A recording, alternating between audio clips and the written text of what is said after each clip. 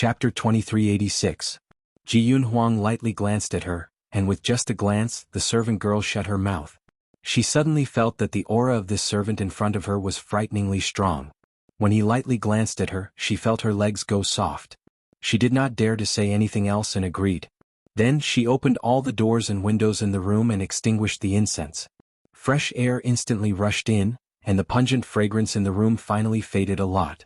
Tian Xueqing's head had been hurting ever since she entered the room, but now that she breathed in the fresh air, her complexion slightly improved. As the air became more fresh, another smell that was hidden under the pungent fragrance slowly surfaced. A faint fishy smell. A faint snake smell came from the bed. Ji Yunhuang slowly pulled open the bed, and the scene inside the bed slowly revealed itself.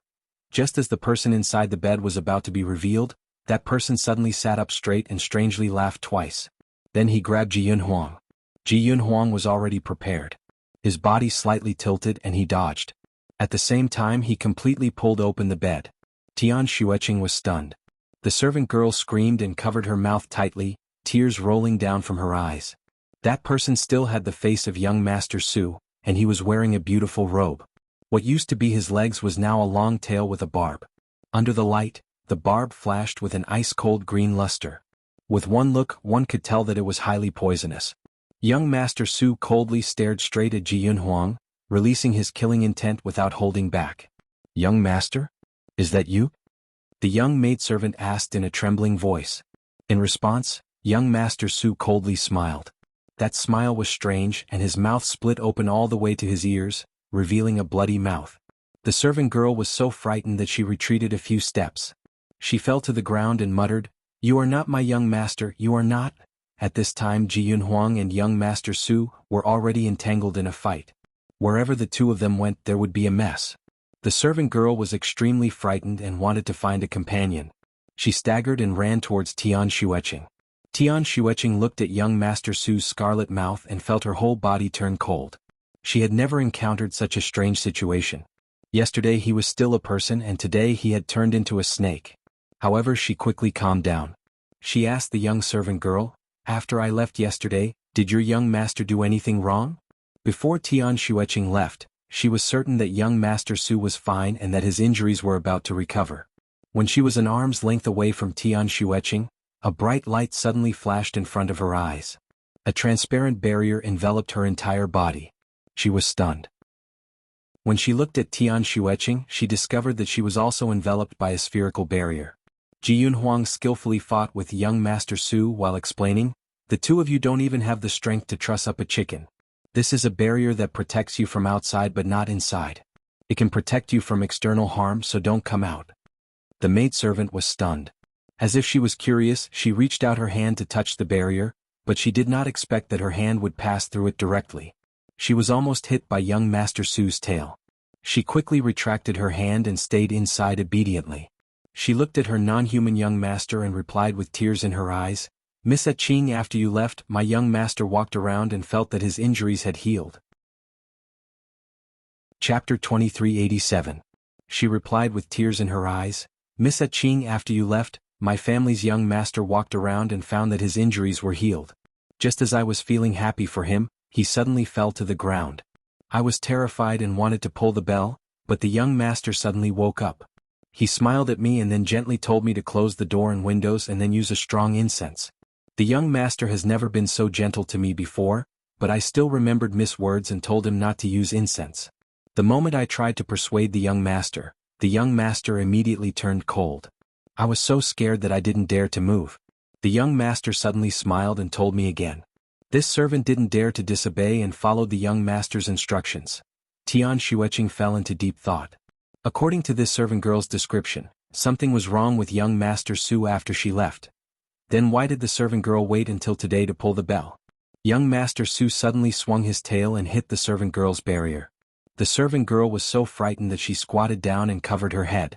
Ji Yunhuang glanced at the servant girl and a trace of deep thought flashed through his eyes. Tian Xueqing asked again, "Then why did you wait until today to pull the bell for help?" The servant girl trembled in the barrier for a while before she recovered. She looked at young Master Su, with eyes full of fear and disgust. When she heard Tian Xueqing's words, she seemed to be immersed in her memories. She slowly curled up into a ball and covered her head. Her voice sounded like she was about to cry. Last night, when this servant was sleeping, I was woken up by a rustling sound. I also heard young Master Su's faint moans. When I wanted to go over, young Master Su loudly berated this servant not to go near him. When I was about to pull the bell for help, my vision suddenly blurred and I don't know what happened. When I woke up today, I hurriedly pulled the bell and then you guys came. Tian Xueqing's voice was still indifferent. In other words, from last night until now, you didn't really see young Master Su's face. The servant girl nodded with tears in her eyes. Tian Xueqing raised her eyebrows and said in a low voice, "Then how did you know that your young master's condition had worsened?" The servant girl was stunned for a moment before she replied blankly, I heard young Master Su's moans last night, so I guessed that his condition had worsened." There was something wrong with this servant girl. Ji Yunhuang had already subdued young Master Su and trapped him in a corner. He sat opposite Tian Xueqing and leisurely poured himself a cup of tea. The young maidservant glanced at the trapped young Master Su, who was baring his fangs and brandishing his claws. She was stunned for a moment and subconsciously asked, "You're just trapping him?" Ji Yunhuang raised his teacup and looked at her with a smile that was not a smile. "Oh, then what do you want? Kill your young master?" The young maidservant's face flushed red. She hurriedly said, He is no longer my young master. He is a snake spirit." Her voice was almost piercing to the ears. Ji Yunhuang remained calm and unhurried. "How do you know that he is no longer your young master?" The young maidservant looked at him strangely. "He has already become like this, how can he still be my young master?" Ji Yunhuang revealed a meaningful smile. "What if I say that he is still your family's young master?" The young maidservant blurted out, "Impossible. He doesn't even have consciousness now. He was now a monster. It can't be my young master." Ji Yunhuang looked at her with a playful gaze. "How did you know that he had lost his consciousness?"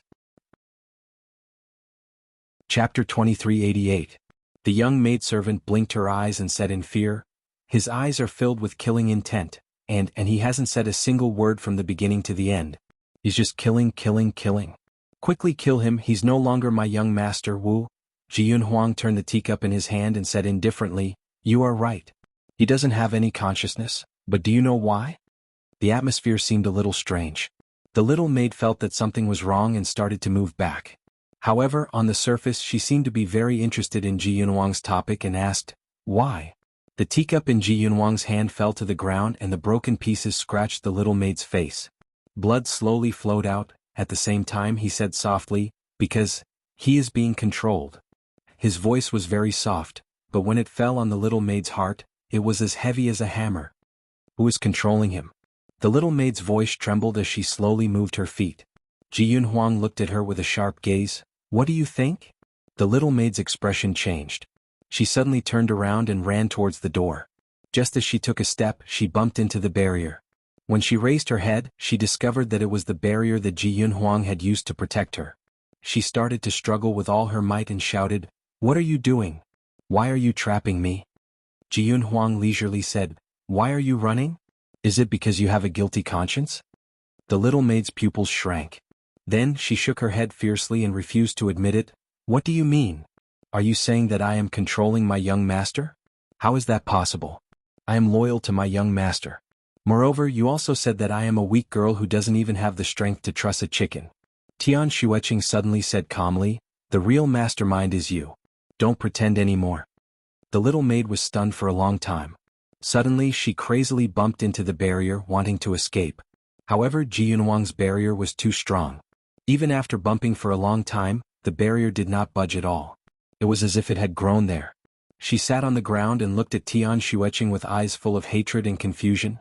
"How did you see through it?" Tian Xueqing blew on the tea and casually said, "I was just bluffing."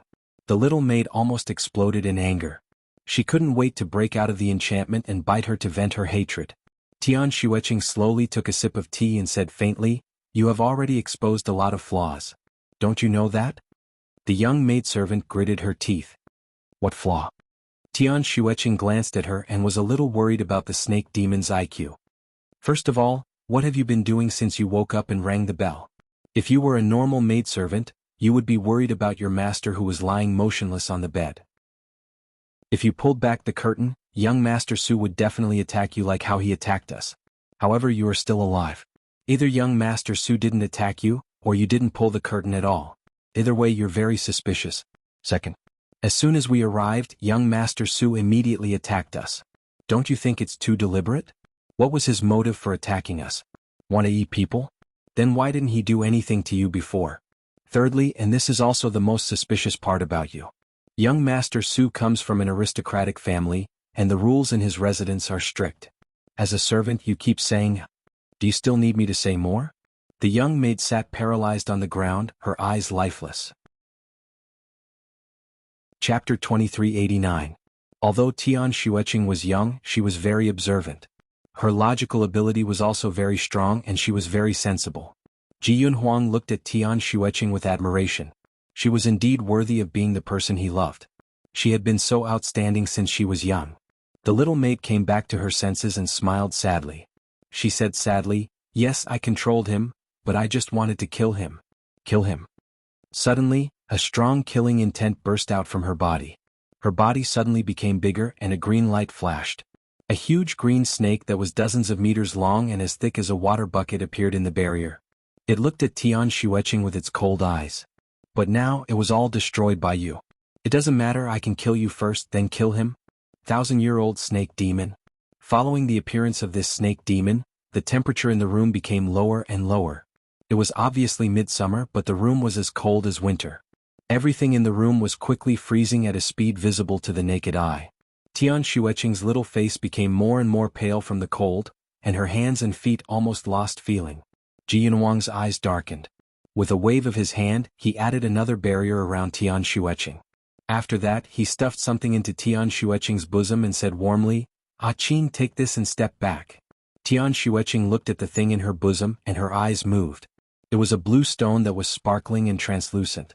There was a light flickering inside the stone, and waves of heat were sent into her body through the stone. Warm blue stone. She felt her body temperature rising little by little, and her hands and feet were no longer so cold. The room was as cold as winter. Only the place where she was warm. Ji Yunhuang stood with his sword in hand.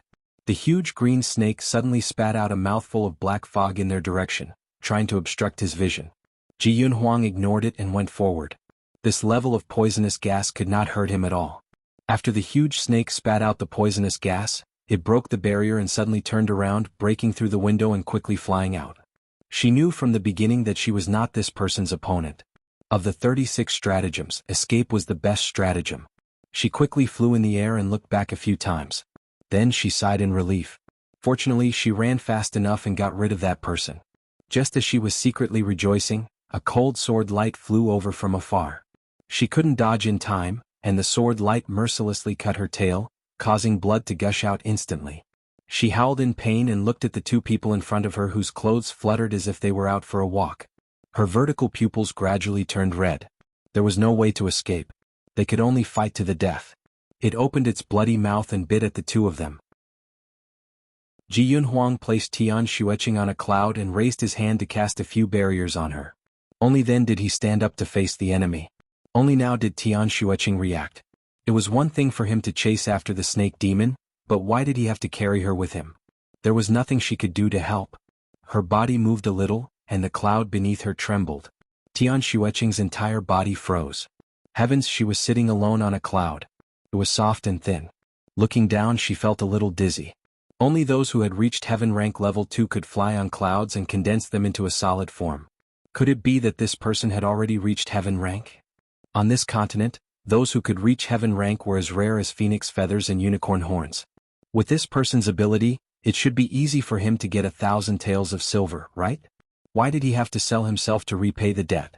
Countless questions flashed through Tian Xueqing's mind.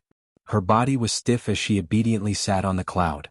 She hugged the blue warm stone in her arms and silently watched the battle. Chapter 2390. Just like that, a man and a snake fought in the air. Although it was a fight, anyone with a discerning eye could see that the green python was not a match for the man in green. Blood spilled everywhere, dyeing the surrounding clouds red. From the sky to the ground and back again, the battle soon came to an end. The green snake's body was badly mutilated, and a part of her tail was broken. She was lying on the ground powerlessly, and it was difficult for her to even raise her head. At this time she had already reached her limit. Ji Yunhuang mercilessly raised his sword, preparing to slash down. At this time Tian Xueqing, who was standing at the side, suddenly said, "Wait." Ji Yunhuang was stunned. The green snake took the opportunity to desperately escape, but before she could get far she was caught by Ji Yunhuang with the demon binding rope. The green snake was tied up by the demon binding rope, lying on the ground motionlessly. She hatefully said, "What do you want to do?" Tian Xueqing sat on the cloud far away and calmly said, "Where is the original Mizukage?" Mizukage was the name of the little maid. The golden snake seemed to be stunned for a moment and suddenly laughed, "I am the Mizukage.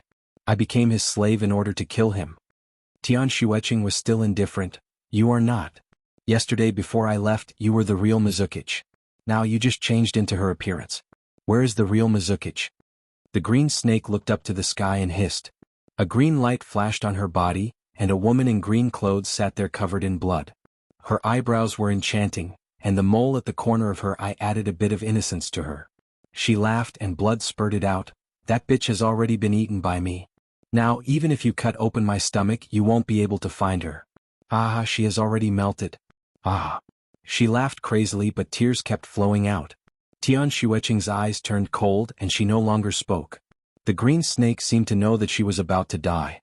She laughed and said sarcastically, "You humans are the best at disguising, the best at disguising.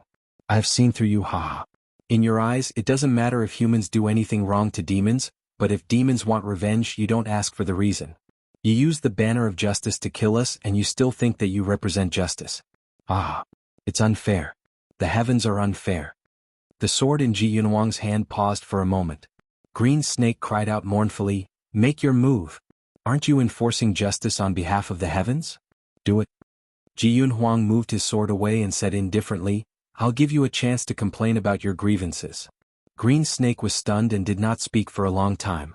After an unknown period of time she said faintly, "Actually, I cultivated the immortal Tao in the beginning." Ji Yunhuang remained silent. From just now he felt that this snake demon seemed to have a faint immortal aura. This was also why he decided to believe this snake this time. Green Snake looked at the white clouds floating in the distance. The light in her eyes grew dimmer and dimmer. There was an indescribable tiredness in her voice. "I met him when he was seriously injured when I came down from the mountain. I saw that he was pitiful, so I saved him. Thus began an ill-fated relationship. After he woke up, he grabbed my hand and said that he fell in love with me at first sight and wanted to marry me. Of course, I refused and ran back to the forest in fear. But I didn't expect him to follow me. I didn't allow him to enter the mountain, so he waited at the foot of the mountain for 3 days and 3 nights. In the end, he fainted at the entrance of the valley." Chapter 2391. The Green Snake continued, "I lived in the mountains and forests. Once I went out alone and met a wild wolf.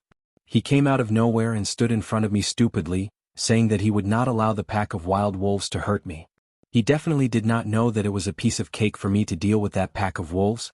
He was severely injured and I stayed behind to treat his wounds. Those days were really good. He almost spoiled me to the heavens. Even if I wanted the moon in the sky he would pluck it for me. He named me Inu because he liked the way I looked when I danced in a silver dress. Inu was a snake and did not care much about status. He treated her well, so she used all her love to reciprocate his kindness. Physical intimacy was a natural thing. When I was pregnant he married me but in the name of a concubine. He said that his mother did not agree to take me as his first wife, so he could only wrong me for a while. However, he would only love me forever and never marry anyone else. I did not care about status, I just wanted to be with him. Later he changed, everything changed. He married his first wife. He said that this was his mother's dying wish and that he could not be unfilial, so I agreed. On the night of their wedding night, I was next door and I clearly heard him tell that woman that he only loved her. I made a scene but he slapped me.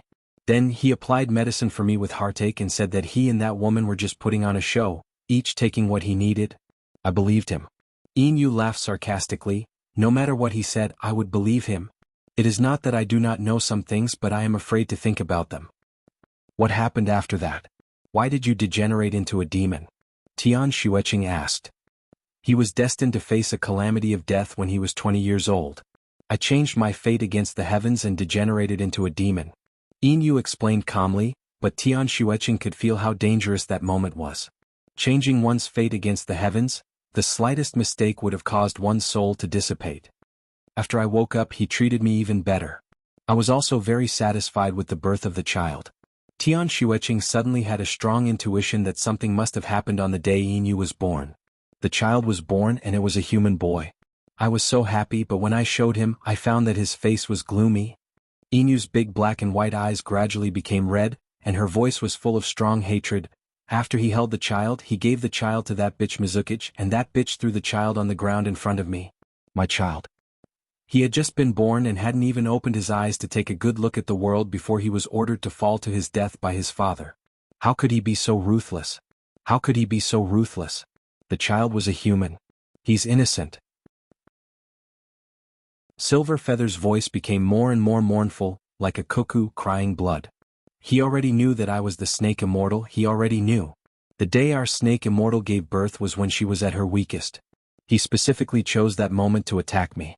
He stabbed me in the heart with a knife and dug out my inner core. He directly ate it. Haha, he's good to me, it's all for my inner core. Everything was an act. Haha, everything was a disguise. It's all my wishful thinking. Haha. Tian Xueqing felt her heart tighten, as if it was tightly clenched by a big hand. Looking at the crazy Yinyu, a trace of pity flashed through her eyes. He wanted immortality so much that he went crazy. At that time, I was simply delivering myself to his doorstep. Chapter 2392. He was so obsessed with immortality that he almost lost his mind. At that time, I was practically delivering myself to his doorstep. However, no matter how much he thought about it, he forgot that I had fallen to become a demon. My immortal core had turned into a demon core, and the demon core was extremely poisonous. Even if he swapped my blood with his when he changed his fate, it only delayed the effects of the poison. In less than 2 hours he would have died from the poison. Yinyu chuckled as if she was a child who had taken advantage of someone else. She laughed until her face was full of tears, but she did not realize it. When she was done laughing, she said slowly, "However, I never thought that you would be able to cure him." In less than 2 hours, the poison in his body was suppressed. Tian Xueqing did not speak. Treating people was her duty as a doctor. However, she did not expect that she would save such a crazy person. My child is dead and my inner core has been dug out. Why are they still alive? Why? I can't accept this. I can't accept this. Tears of blood flowed down Silver Feather's face. She said unconsciously, "But I was too injured. I couldn't do anything to them. I could only watch him get better day by day. He was flirting with that bitch who killed my child. Yesterday, I barely recovered from my injuries, so I came to take revenge. I tore that bitch apart and used the snake soul to slowly erode him, making him suffer a fate worse than death. In the end, he became my puppet. Do you know that he was tortured for a day and a night? Haha, I took revenge for my son." Yinyu was crying and laughing at the same time. She told the whole story incoherently. I didn't expect that after he was controlled, he still had a trace of consciousness left. He pulled the bell with all his might. I wanted to kill him immediately, but after thinking about it, I decided to kill him all at once. It turned out that the person who pulled the bell was not a servant girl, but young Master Su, who was on the verge of losing his consciousness. Telling this story seemed to have used up all of Yinyu's energy. She weakly fell to the ground, her breath weak. Actually, I was going to die anyway. Without the inner core. Previously, revenge kept me alive, but now, I've taken my revenge. Can rest in peace. My child. Yinyu slowly closed her eyes, a drop of blood slowly flowed down her cheeks. Tian Xueqing sat on the ground, feeling cold all over. She lived deep in the mountains and was young. Although she had treated countless people, she had never been involved in worldly affairs. She didn't expect there to be such a tragic story in the human world. When he first heard this, the shock in his heart could be imagined. Ji Yunhuang's face was also pale. He seemed to have been touched by something as he clenched his fists tightly. Tian Xueqing's experience was similar to Yinyu's, but he was not as bad as young Master Su. This man is too despicable. How could he bear to treat a woman who treated him so well like this? If I had known earlier, I would have let him die from the poison. Even if he dies 10,000 times, it won't be too much. Tian Xueqing's tone was filled with hatred. Ji Yunhuang's face turned even paler. He paused for a moment before saying, "Ah Qing, if this young Master Su didn't intentionally use this Yinyu, but he did use her to marry her. After that, he treated other women well and often treated Yinyu badly. In the end, he caused Yinyu's tragic death. Do you think that Inu would forgive young Master Su if she was reborn? His analogy could be said to be evasive. Tian Xueqing's heart was filled with anger, so she did not really understand the meaning behind Ji Yunhuang's words. Chapter 2393. His analogy could be said to be evasive. Tian Xueqing was filled with anger and did not really understand the meaning behind Ji Yunhuang's words. She replied without hesitation, "Of course not. If I were Inu, I would stay far away from him after being reborn. It would be best if we never met again." Ji Yunhuang, after Tian Xueqing finished speaking, she inadvertently raised her head and saw that Ji Yunhuang's expression was not right. She was a little surprised. "What happened to you?" Ji Yunhuang suddenly woke up. Looking at her clear eyes, he did not know what to feel. He slightly shook his head. "I'm fine. I probably used too much strength during the fight just now." Tian Xueqing was finally relieved. Looking at Inu on the ground, she asked, "Is she dead?" Ji Yunhuang softly replied, "Yes." Seeing that Tian Xueqing was still staring blankly at Inu's corpse, he slightly frowned. With a flick of his finger, a ball of fire flew towards Inu's corpse. With a bang, it started burning. As the fire burned, Inu's face was peaceful, as if she was in a deep sleep. However, Tian Xueqing knew that this enchanting, pure and innocent snake immortal had already died with wounds all over her body. Whether it was her body or her heart, she was completely dead. Inu's silver-white clothes fluttered in the fire like a butterfly, beautifully dancing in the fire. A blood-red spirit slowly rose from Inu's corpse. A resentful spirit. A resentful spirit with strong resentment. It was a spirit that could not be purified and could only be scattered. Ji Yunhuang's hand silently bent. Tian Xueqing closed her eyes and muttered something. She slightly raised one of her hands and a faint white light was emitted from her soft and fair fingertips, shining on the crimson resentful spirit. The moment the white light enveloped it, the crimson resentful spirit struggled and screamed. Then it suddenly stopped struggling and looked at the gentle white light in confusion. Being enveloped by the white light, the expected pain did not come. Instead, it felt endless sleep and peace. The color of its body started to fade little by little. Ji Yunhuang looked at Tian Xueqing and a hint of surprise flashed across his eyes. She could actually purify spirits? Tian Xueqing's forehead was slightly sweaty and her brows were slightly wrinkled. She could not hold on any longer.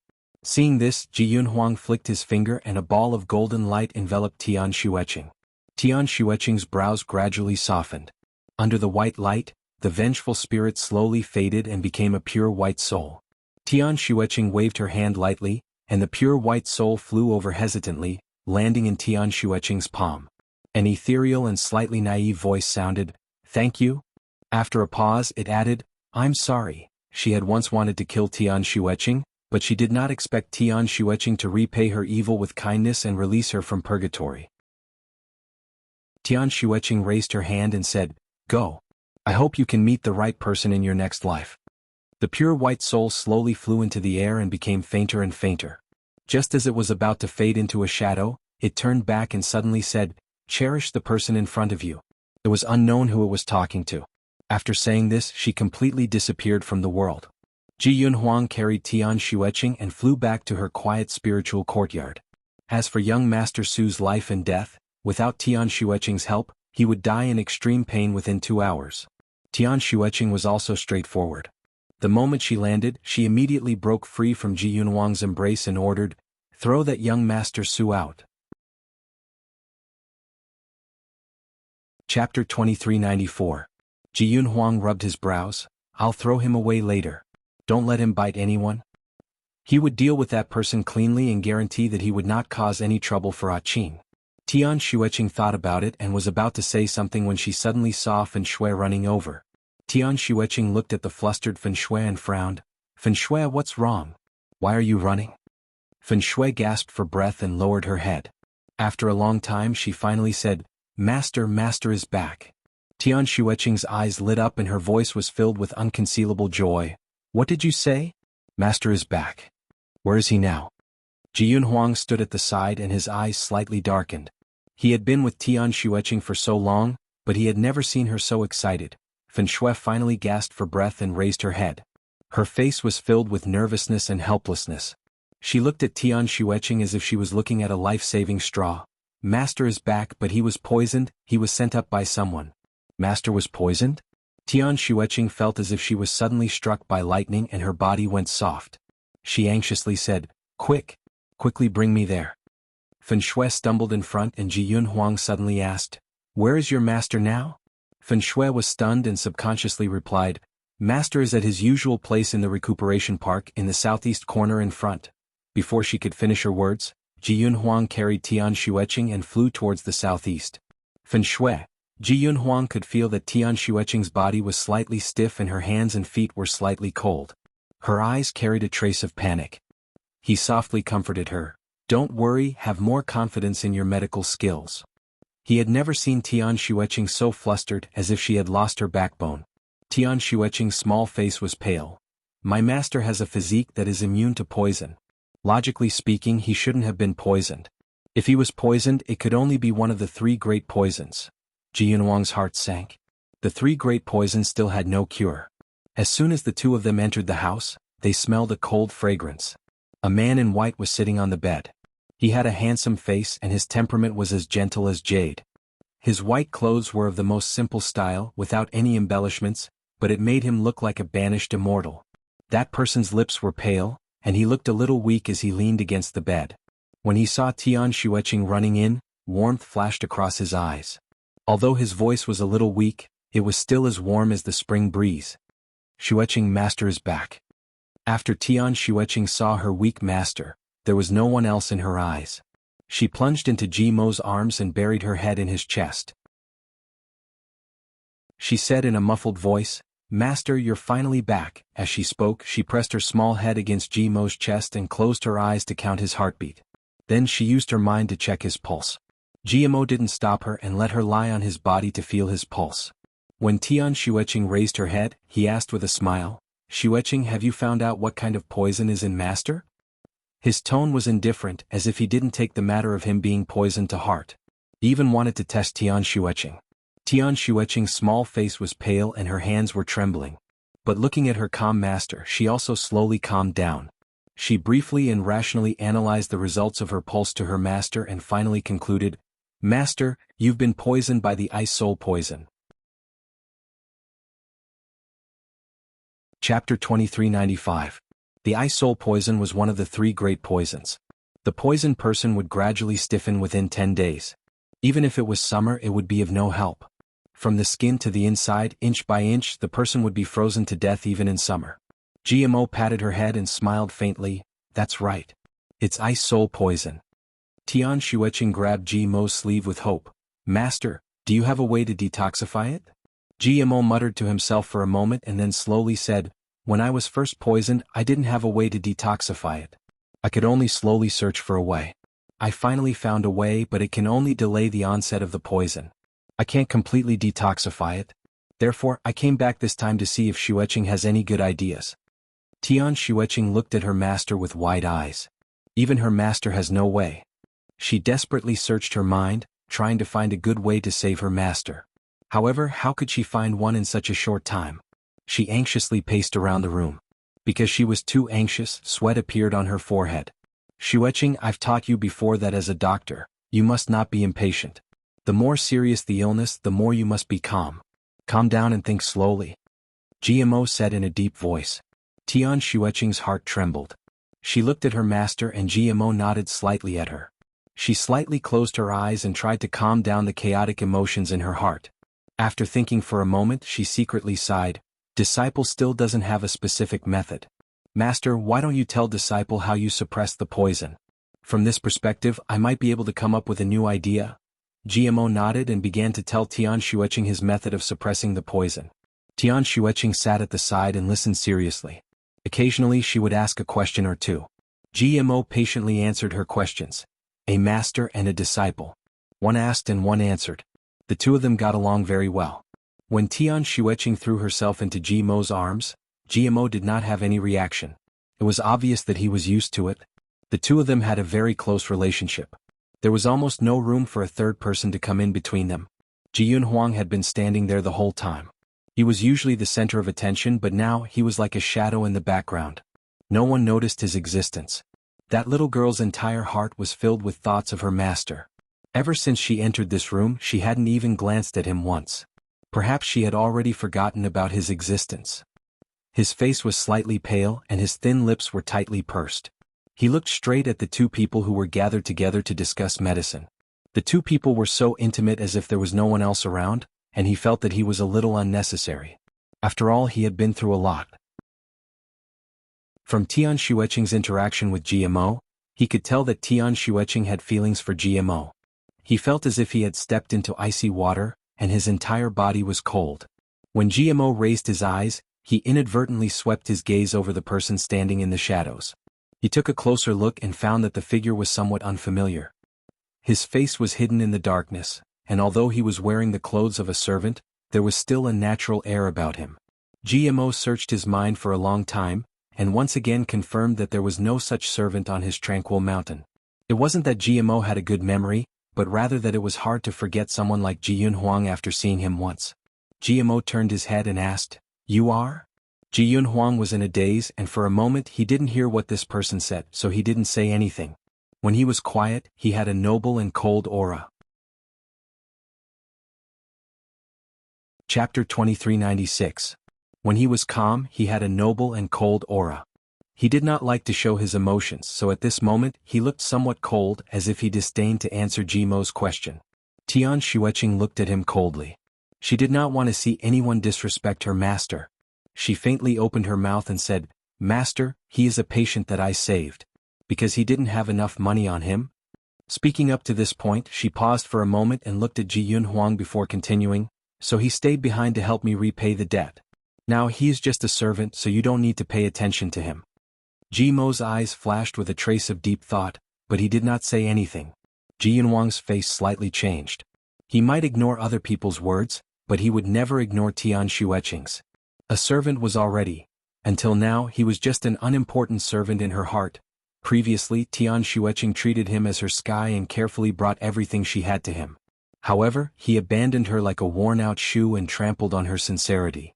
Now she abandoned him like a worn-out shoe. He slightly closed his eyes. Was the wheel of fortune turning? And all of this was his own doing, so he could not blame anyone else. According to his original temperament, he would have turned around and left after receiving such cold treatment.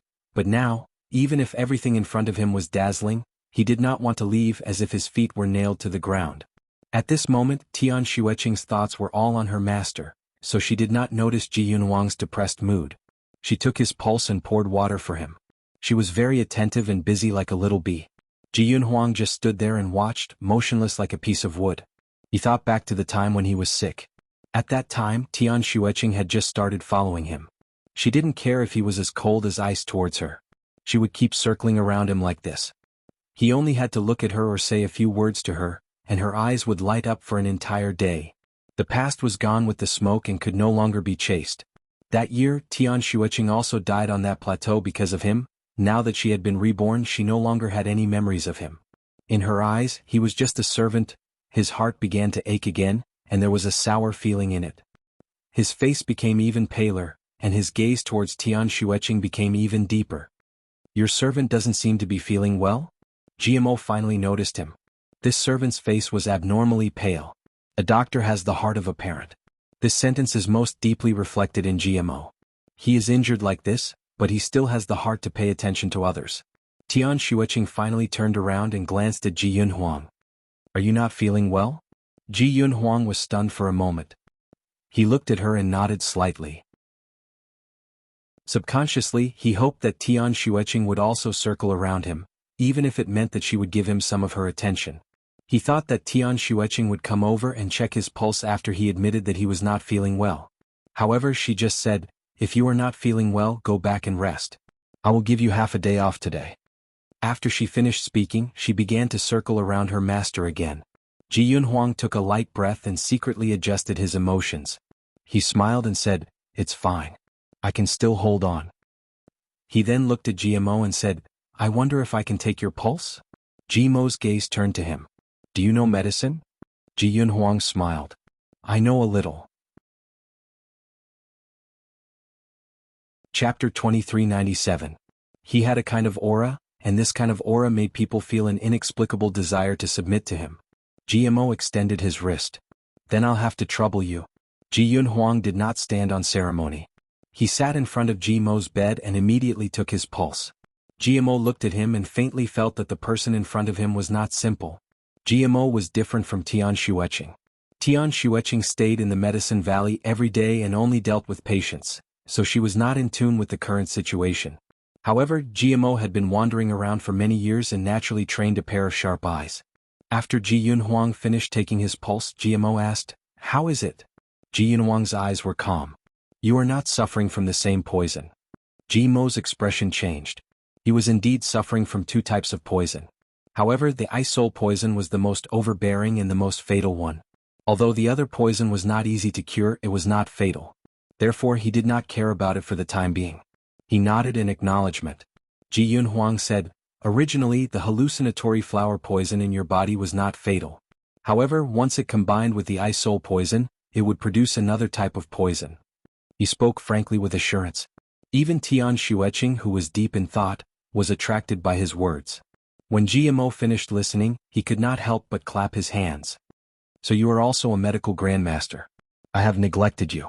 May I know your esteemed name?" Ji Yunhuang only said 3 words. "Ji Yunhuang." Ji-Mo's body trembled. "Buddha Lotus Mountain's second master, Ji Yunhuang? I am ashamed." Ji Yunhuang did not deny it. Ji-Mo was stunned for a moment. "You have already cultivated an immortal body. What kind of injury did you suffer that my disciple could treat?" "I was careless and was injured by a cloud-swallowing beast. Fortunately, your disciple helped me. I also have to thank Teacher Ji for teaching such a good disciple." Ji-Mo looked at Ji Yunhuang with a complicated gaze. The current second master of Buddha Lotus Mountain owed someone money? Would he sell his body for a mere 1,000 taels of silver? He was the richest person in the world, okay? Tian Xueqing might not know, but Ji-Mo knew that the current monarch of Chongkong country was trying his best to curry favor with his imperial uncle. He was thinking of ways to invite him back to be the state preceptor. He gave Ji Yunhuang all kinds of treasures. It could be said that as long as he crooked his finger, countless taels of silver would automatically run into his pocket. It was not an exaggeration to say that he was as rich as a country. Such a person would cause a sensation no matter where he went, but now he was serving as a servant in this small valley. What was his purpose? Some people didn't look like an emperor even when they wore a dragon robe, but this person looked like an emperor even when he wore a servant's outfit. Ji-Mo really wanted to chat more with Ji Yunhuang, but he had been poisoned too deeply.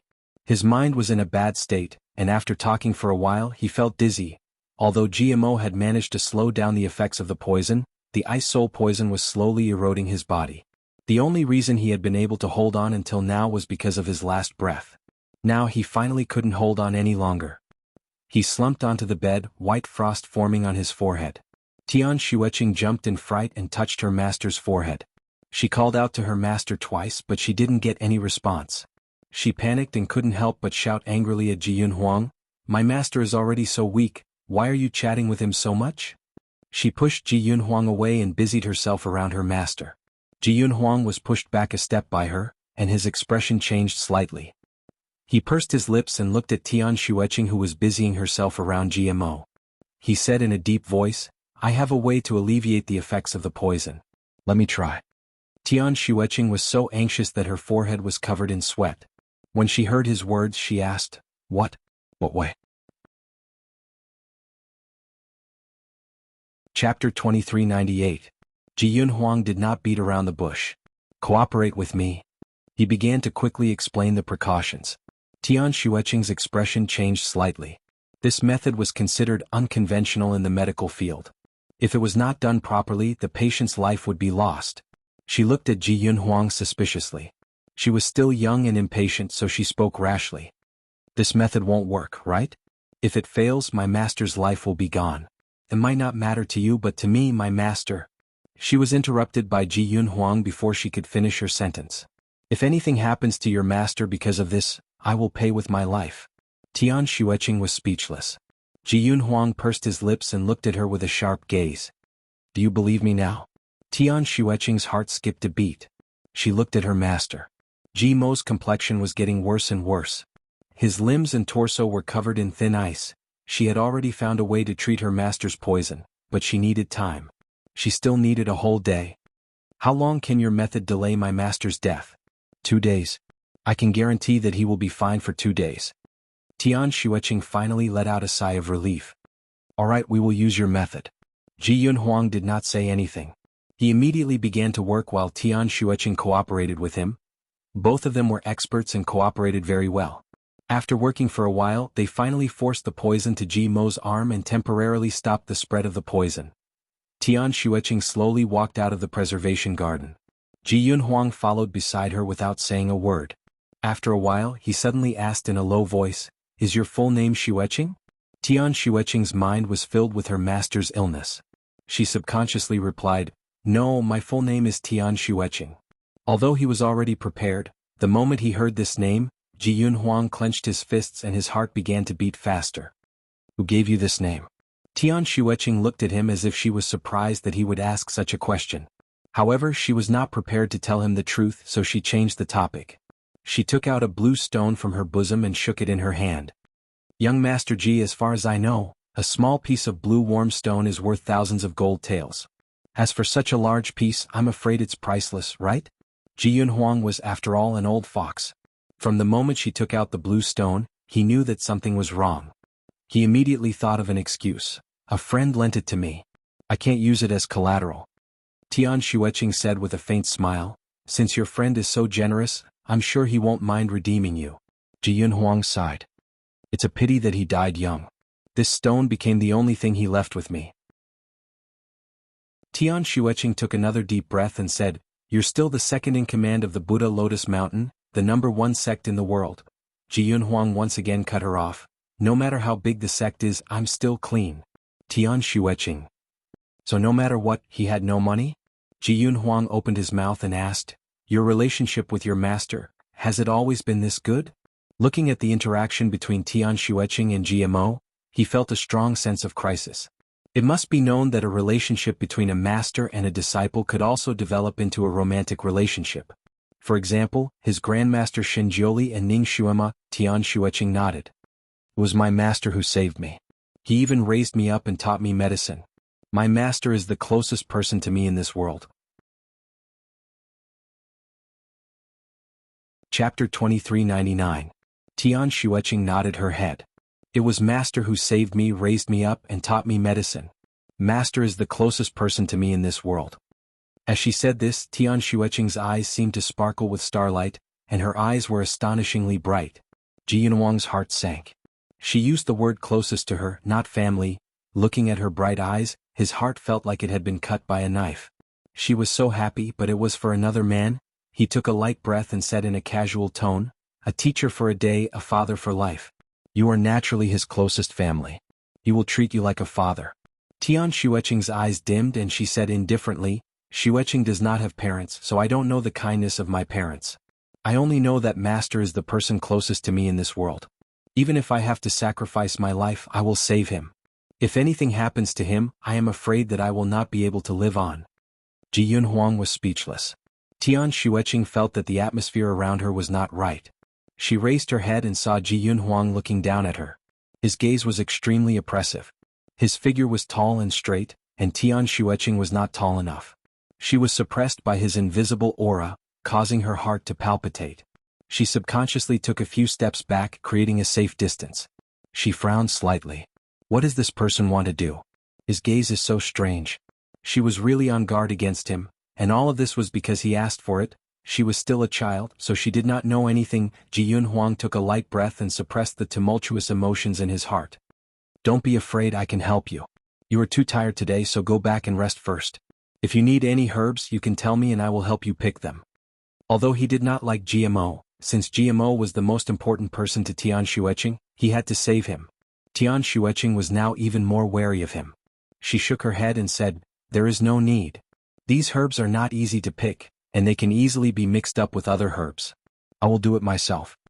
Ji Yunhuang's expression changed slightly. He looked at her and wanted to say something, but he could not. She did not believe him. Was she afraid that he would harm GMO? He did not say anything else and only said, "Do as you wish." He turned and left. Tian Xueqing was taken aback for a moment before she subconsciously looked over. Ji Yunhuang's back was tall and straight. His robe fluttered in the wind, giving off a sense of bleakness. Tian Xueqing suddenly felt a stabbing pain in her heart. She moved her lips and took 2 steps towards him as if she wanted to say something. But in the end she lowered her eyes and turned away. Tian Xueqing was currently climbing a mountain. She carried a small medicine basket on her back and slowly climbed up the mountain path. The mountain wind was chilly, causing her face to hurt. Her green dress fluttered in the wind, and she looked as if she would fly away with the wind at any moment. In front of them was a narrow mountain path, barely enough for one person to pass through. Below them was a 1,000-foot cliff. She was afraid of heights.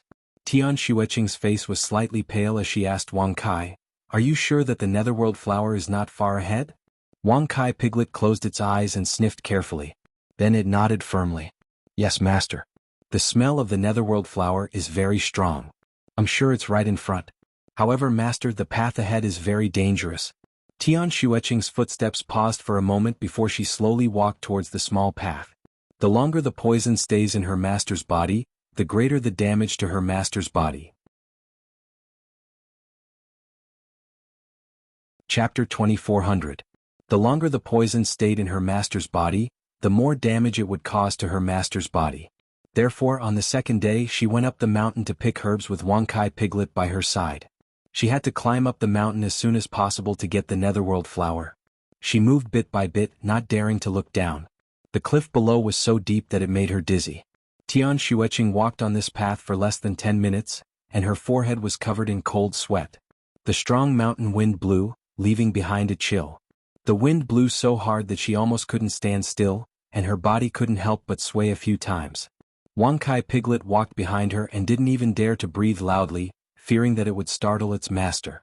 The wind carried the unique fragrance of the netherworld flower, which was faintly discernible and captivating. Tian Xueqing's eyes lit up. She should be there soon. At this moment her feet suddenly slipped, and she couldn't help but lean forward. Wang Kai Piglet screamed and saw Tian Xueqing falling down like a kite with a broken string. Wang Kai Piglet suddenly jumped down, and its body suddenly changed rapidly, turning into a big pink pancake and quickly approaching Tian Xueqing. The moment Tian Xueqing landed on the ground, Wang Kai caught her and smashed her onto the ground with a bang. Tian Xueqing was fine. Wang Kai Piglet's meat cushion was soft and thick. She felt as if she had fallen into a ball of jelly and didn't suffer any injuries. She sat up and heard Wang Kai groaning in pain under her body. She quickly jumped down to check on its injuries. Wang Kai returned to its piggy form and said weakly, "Master, I'm fine, but the netherworld flower..." It was about to say that it couldn't pick the netherworld flower when it suddenly smelled a strange fragrance that was faintly discernible and almost gone with the wind. Wang Kai sneezed, ran forward a few steps and sniffed again. Its drooping ears instantly stood up and it said excitedly, "Master, master. There seems to be a netherworld flower in front." Tian Xueqing's eyes lit up and she followed Wang Kai Piglet in that direction. "We're here." Following Wang Sai's words, Tian Xueqing came to a small open space. There wasn't a single blade of grass here, but there was a blue flower in the middle. It was the netherworld flower that was emitting a cold yet soul-stirring scent. Tian Xueqing's eyes lit up, but she wasn't in a hurry to pick them. Instead, she cautiously checked her surroundings. After confirming that there was no danger, she went forward. The netherworld flower seemed to be flowing with light, and the entire flower had a dreamy color. The petals gently swayed in the wind, and a faint fragrance assaulted the senses. Everything was astonishingly beautiful, and it carried an indescribable aura of temptation. The closer Tian Xueqing got to the flower, the tighter her heart became. She suddenly felt a strong sense of unease. Something was wrong. Something was wrong. Tian Xueqing's heart was about to scream crazily. When she was an arm's length away from the flower, the intense uneasiness in her heart forced her to stop. Tian Xueqing took a deep breath. She felt that there was something wrong with this flower. She paused for a moment, then turned around and left. The moment she turned around, the flower suddenly trembled, and a snake's head was faintly discernible. Then the flower moved and revealed its original form, a small blue snake, the netherworld snake. This snake was petite, but its poison was the strongest in the world. If an ordinary person was bitten by it, they would die immediately. Chapter 2401. The little snake bit towards Tian Xueqing's back like lightning. "Master, be careful behind you." Wang Kai shouted and then knocked Tian Xueqing away. The little snake bit Wang Sai's body. Tian Xueqing was knocked away by Wang Kai and knelt on the ground. She ignored the pain in her waist and hurriedly turned around to look for Wang Kai. Wang Cai's pink body turned dark green at a speed visible to the naked eye. The little pig was twitching. Could be seen how strong the poison of the hell snake was. Tian Xueqing's heart sank, and her mind went blank. She pulled out her hidden blade with a schwa sound and stabbed at the little blue snake.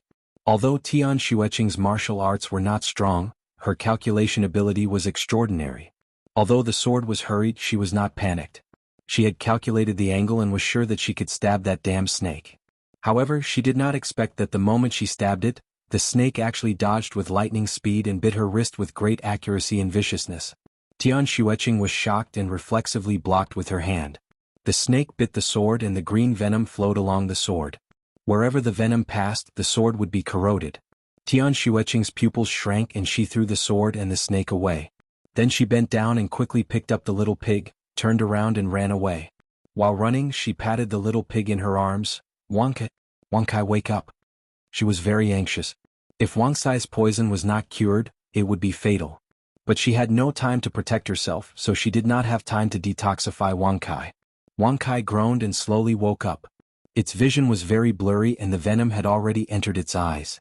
It said weakly, "Master, put me down." Wang Kai can't live anymore.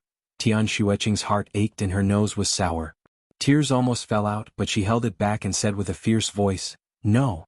Even if I die, I won't put you down." She ran with all her strength and was panting, but she was still not as fast as the little snake. She sprinkled a handful of poisonous powder from her arms, but it did not have any effect. The little snake was not affected at all. The little snake grew bigger and bigger behind her. In the blink of an eye, the little snake grew to a few meters long and as thick as a thigh. The little pig's vision gradually darkened. Before it lost consciousness, it murmured, "Master, in the next life, Wang will still be yours." Tian Xueqing's tears dripped down and landed on the dark green piglet. The piglet seemed to have been woken up by the heat. It suddenly trembled and struggled violently. Tian Xueqing was caught off guard and it actually managed to break free. The piglet then pounced on the several-meter-long snake behind it. Bolts of lightning struck the nether snake, causing it to retreat a few feet. Wang Kai used the last of its strength to shout, but it was too weak to do so. It could only whisper, "Master, run." Tian Xueqing heard his murmur and stopped abruptly. She looked at Wang Kai who was lying motionless on the ground. Her heart ached so much that she couldn't breathe. She didn't know when, but tears had already covered her face. Or stay. The netherworld snake slowly approached Wang Kai as if it was ready to eat. At that moment, a clear sword light flashed and flew towards the netherworld snake from a tricky angle. The netherworld snake did not manage to dodge it completely and was cut in its body. Fresh red blood flowed out. Who was it? Chapter 2402. Tian Xueqing was startled. Her vision blurred as she saw a light-colored figure flying towards her from the horizon. His white robes fluttered in the wind as a brilliant golden light enveloped his body, making him extremely dazzling. He was like the sun, bringing hope and light to her desperate situation. Jianghu. Tian Xueqing's heart skipped a beat. She opened her mouth slightly. "You?" Jianghu's gaze turned cold. "Why didn't you call me when you came here?" Tian Xueqing had yet to regain her senses from the shock. Yesterday he had left in a huff, which made her feel uncomfortable.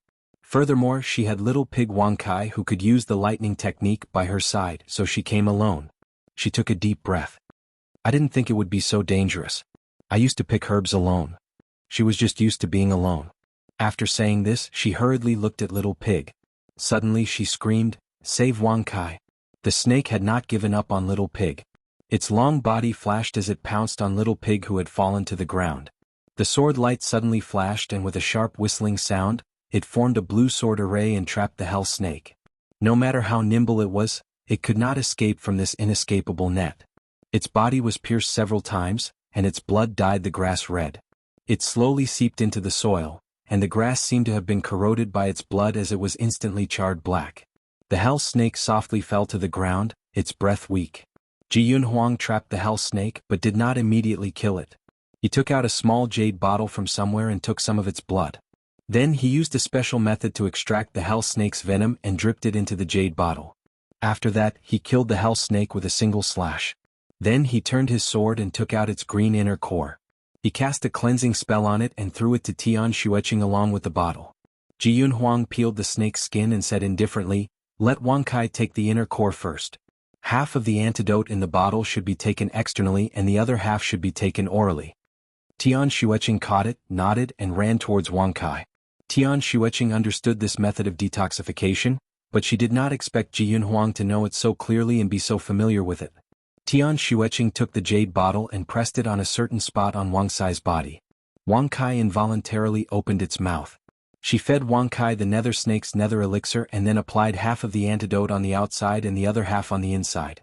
She didn't bring any bandages and was about to tear off a piece of her dress to bandage Wang Kai's wound when a long snake suddenly appeared in front of her.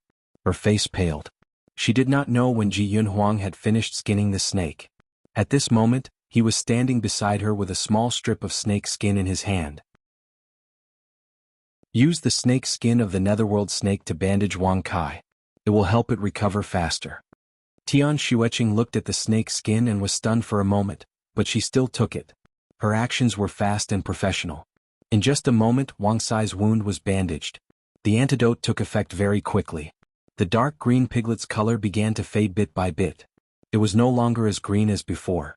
After Tian Xueqing finished treating Wang Kai's wound, she suddenly saw a spot of blood on Ji Yunhuang's left hand. She instinctively grabbed his hand and pried his palm open. It was scarlet. Although it was not deep enough to see the bone, it was still very deep. She could see the bright red blood slowly seeping out. "How did you get injured?" she nervously blurted out. Ji Yunhuang pursed his lips. "I was cut by grass. It's nothing." Chapter 2403. Yesterday he was a little sad and tossed and turned in bed for half the night, thinking about what he should do. He only fell asleep at dawn and woke up a little later in the morning. After thinking for a while he decided to look for her. However, he did not expect Xiao Tong to tell him that she went to Mount Qinghua early in the morning to pick herbs. Ji Yunhuang's expression changed greatly. He had wandered the Jianghu for many years and was very familiar with herbs and mountains. He knew that the place where the netherworld flower grew was not only dangerous, but also had the netherworld snake as its guardian beast. With Tian Xueqing's mediocre skills, she was definitely not the netherworld snake's opponent. His heart was burning with anxiety. When he was climbing the mountain he was careless and almost fell down. He hurriedly grabbed onto a bunch of grass to stabilize himself, but the edge of the grass was full of jagged edges. At the critical moment he saved Tian Xueqing and her Wang Kai. Although he was thankful for his luck, the anger in his heart also rose and his expression was not good. He was the grand disciple of the venerable emperor, but he was actually injured by grass. He also felt a little embarrassed and wanted to withdraw his hand. However, Tian Xueqing's small hand held onto his and she frowned slightly. "Don't move, I'll bandage your wound." Her voice was gentle like a wisp of wind blowing through his heart. Ji Yunhuang's heart warmed and his body stiffened. Sure enough, he did not move. Her small hand moved around his palm and he could clearly feel the temperature of her fingertips. It was still a little cold. It was obvious that she was badly frightened just now. Ji Yunhuang looked down at Tian Xueqing who was busying herself with his wound and he was a little dazed. This scene was so familiar, just like those warm but sorrowful days 100 years ago, when the spring breeze brought warmth and he was slightly injured, but he could clearly see the pain in her eyes. She would silently sit by the side and carefully bandage his wound. From this angle he could see her fluttering eyelashes, long and curled like a small fan. Now that this scene appeared again, Ji Yunhuang felt both satisfied and sad. Fate was like a strange circle. After experiencing the heart-wrenching pain of being separated by life and death, she was once again brought to his side. "Alright, don't let the wound get wet. Try not to use too much strength. Don't eat spicy food for the next few days." Tian Xueqing carefully adjusted the angle of the bandage, as she instructed him. Halfway through, she remembered that he was also a very skilled doctor. She couldn't help but say in a low voice, "I'm too long-winded. I forgot that you also know about this." Ji Yunhuang lowered his eyes and looked at the azure bandage on his palm, lost in thought. A gentle breeze blew past, and the slightly longer edge of the bandage was blown up by the wind. It tickled his palm, causing him to feel a slight itch. His heart felt like it was being scratched by a kitten's little paw. It was slightly itchy. The little bit of unhappiness he once had also vanished into thin air. Why was he so angry with her? After all, she did not know anything. Bitterness welled up in his heart. He closed his eyes slightly and calmed his churning emotions. When he opened his eyes again, it was already clear. He looked at her and said, "No, I don't know." He had always treated her concern as a treasure, so how could he find her nagging? Tian Xueqing stared blankly for a moment. She suspiciously raised her eyes and looked into his warm eyes. His eyes were dark like the stars in the cold night. At this moment, there was a faint warmth in them, like the radiance of the silver moon. Tian Xueqing saw herself in his eyes. Her heart suddenly jumped and her mind was in a daze. It was as if she had seen his eyes like this a long, long time ago. Chapter 2404. However, the person he was looking at did not seem to be her. It was as if someone had plucked a string in her heart, causing her to tremble and feel pain. She looked at him with a puzzled expression, but her eyes were clear. His figure was clearly reflected in her pair of big eyes. Ji Yunhuang's mind was shaken and his heart was in turmoil. He lifted his arm and pulled her into his embrace. His voice was like a sigh as he said, "Xueqing." He was taking advantage of her again. Tian Xueqing's body stiffened. Just as she was about to push him away, his body swayed slightly as if he was about to fall. Tian Xueqing was shocked and did not dare to push him away. Instead, she hugged him tightly and asked, "What's wrong with you?" She was small and short, so it was naturally difficult for her to hug the tall and big Ji Yunhuang. Ji Yunhuang naturally did not dare to press his entire body on top of hers. He only slightly closed his eyes and said, I feel a little dizzy. Could it be that you were poisoned when you were skinning the snake?" Tian Xueqing guessed. She grabbed his hand and wanted to check his pulse. However, Ji Yunhuang held her hand and said in a low voice, "Don't move. I'll be fine after a while." Tian Xueqing was speechless. She wanted to support him to the big rock at the side to sit down and rest. However, she did not expect that when she moved, he would hold her tightly and said, "Don't move. If you move I'll feel dizzy." Tian Xueqing was stunned for a moment. Alright, since he risked his life to save her and Piglet, she would let him lean on her for a while. His cold breath was like the water of an icy spring. When it reached her nose, her heart could not help but beat faster. There was a faint feeling of familiarity in her heart. It was as if she had smelled this kind of breath before and was greedy for this kind of breath. She did not know what was wrong with her. When he hugged her like this, she actually felt a faint sense of satisfaction and laziness after her desire was satisfied. This feeling made her subconsciously feel afraid. It was as if once she was greedy for this kind of feeling, she would be sent to the 18th level of hell. This kind of fear came suddenly, but it was so clear. Her body instantly stiffened like a piece of wood. The scent of the person in his arms was both familiar and unfamiliar at the same time. Back then, Tian Xueqing often had a faint medicinal fragrance on her body. That medicinal fragrance was actually very intoxicating, but he only felt annoyed at that time. Every time he had no choice but to do it with her, he felt like he was being trapped and schemed against. So every time he was done, he would impatiently slam the door and leave, not even looking at her who was lying there in despair. He could not think about the past. Once he thought about it, he would regret it from head to toe. Fortunately, he found her again. That should be her, right? His name was, his appearance was, and his aura was. Ji Yunhuang half-hugged Tian Xueqing and sent a wisp of psychokinesis into her body. Tian Xueqing's soul gradually appeared in his mind. Exquisite facial features, an ethereal and indifferent aura, and eyes that were eternally calm. Even though 100 years had passed since then, she was still so familiar when he saw her again. His memory was so fresh that it was as if it had just happened yesterday. It really was her. It really was her. His sixth sense was right. Although he was already mentally prepared, once he confirmed it, the joy in his heart still overflowed. After 100 years, he had finally found her again. He hugged her even tighter. His heart ached as if he was drowning, and his voice sounded like he was sighing. "Xueqing?" He hugged her so tightly that Tian Xueqing's body became stiffer and stiffer. In the end, she was as stiff as a stone statue. Chapter 2405. Ji Yunhuang finally sensed that something was wrong. He loosened his embrace and looked at her. "What happened to you?" Tian Xueqing raised her eyes and glanced at him. This glance made Ji Yunhuang's heart turn cold. There was an obvious alienation in her eyes and her voice was cold and angry. "You probed my soul. Who do you think I am?" Ji Yunhuang was stunned. For a moment, the atmosphere was so quiet that it was scary. Even the wind in the canyon slowed down. Tian Xueqing looked at him and felt more and more disappointed. She coldly looked away. "If you don't want to say, then forget it." Right at this moment, Wang Kai Piglet suddenly groaned and slowly woke up. Tian Xueqing glanced at him and turned to walk towards Wang Kai. Wang Kai's body had already regained its pink color.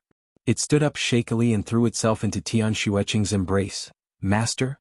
I thought I would never see you again." Tian Xueqing patted Wang Kai's head and did not say anything. Her fingers were slightly cold. Wang Kai crawled out from Tian Xueqing's embrace. Its black eyes were filled with confusion. "Master, how were we saved?" Tian Xueqing patted its head. "It was young Master Ji who saved us." Wang Kai thanked young Master Ji. Wang Kai then noticed the person in white clothes not far away. It suddenly felt that Ji Yunhuang was more pleasing to the eye. However, its tone was still arrogant. "I have decided not to hate you." After a long time, it said almost inaudibly, "Also thank you." Ji Yunhuang did not pay attention to it. He only looked at Tian Xueqing with a complicated gaze. His lips moved and he took a deep breath. "Xueqing?" Tian Xueqing obviously did not want to talk to him anymore. "All right, my master is still waiting for these herbs to save his life. Young Master Ji, we have already picked the flowers. Let's go back." Ji Yunhuang? Okay. With a creak, the door was gently pushed open and a ray of sunlight jumped in. Ji Yunhuang opened his eyes. The gentle sunlight shone on his face and the white light around his body slowly dissipated. His eyes were still filled with displeasure from being disturbed. However, the moment he saw the person who came in, his displeasure dissipated like smoke. Tian Xueqing walked in. She was bathed in the brilliant sunlight. The golden light softened her face, making her expression somewhat blurry. Ji Yunhuang's heart skipped a beat as he jumped up from the bed. "Xueqing, you're here." She actually took the initiative to look for him. Tian Xueqing stopped in her tracks and looked away to avoid his surprised gaze. "Yes." Without waiting for Ji Yunhuang to say anything, she had already walked in front of him and went straight to the point. "Young Master Ji, let's make a deal." "A deal?" Ji Yunhuang felt as if a bucket of cold water had been poured over him. He looked at her for a moment and asked, "What kind of deal?" Tian Xueqing coughed softly and looked at him sincerely. "My master has already taken the antidote, but the ice soul poison is extremely potent. In order to completely eradicate it, it requires a person with an extremely profound psyche power to circulate and force it out. How about this? If you help me cure my master, I'll write off all the money you owe me. The debt between us is cleared. Young Master Ji is a dragon among men, surely you wouldn't be willing to stay here, right? It's better for you to leave as soon as possible. Presumably, Buddha Lotus Mountain also needs second master to go back and hold the fort." She said all the words that she had been thinking about for a long time without pausing, as if she was afraid of being interrupted. This time Ji Yunhuang did not interrupt her. He did not even have the intention to open his mouth. There was a long silence. Chapter 2406. There was a long silence. Outside the window, the leaves rustled in the wind. There were unknown birds chirping on the branches, and the clear and melodious chirping of birds could be heard. The room was quiet, so quiet that she could hear her own heartbeat. Tian Xueqing suddenly became nervous and unconsciously clenched her sleeves. She stood in front of him, and her figure blocked most of the sunlight.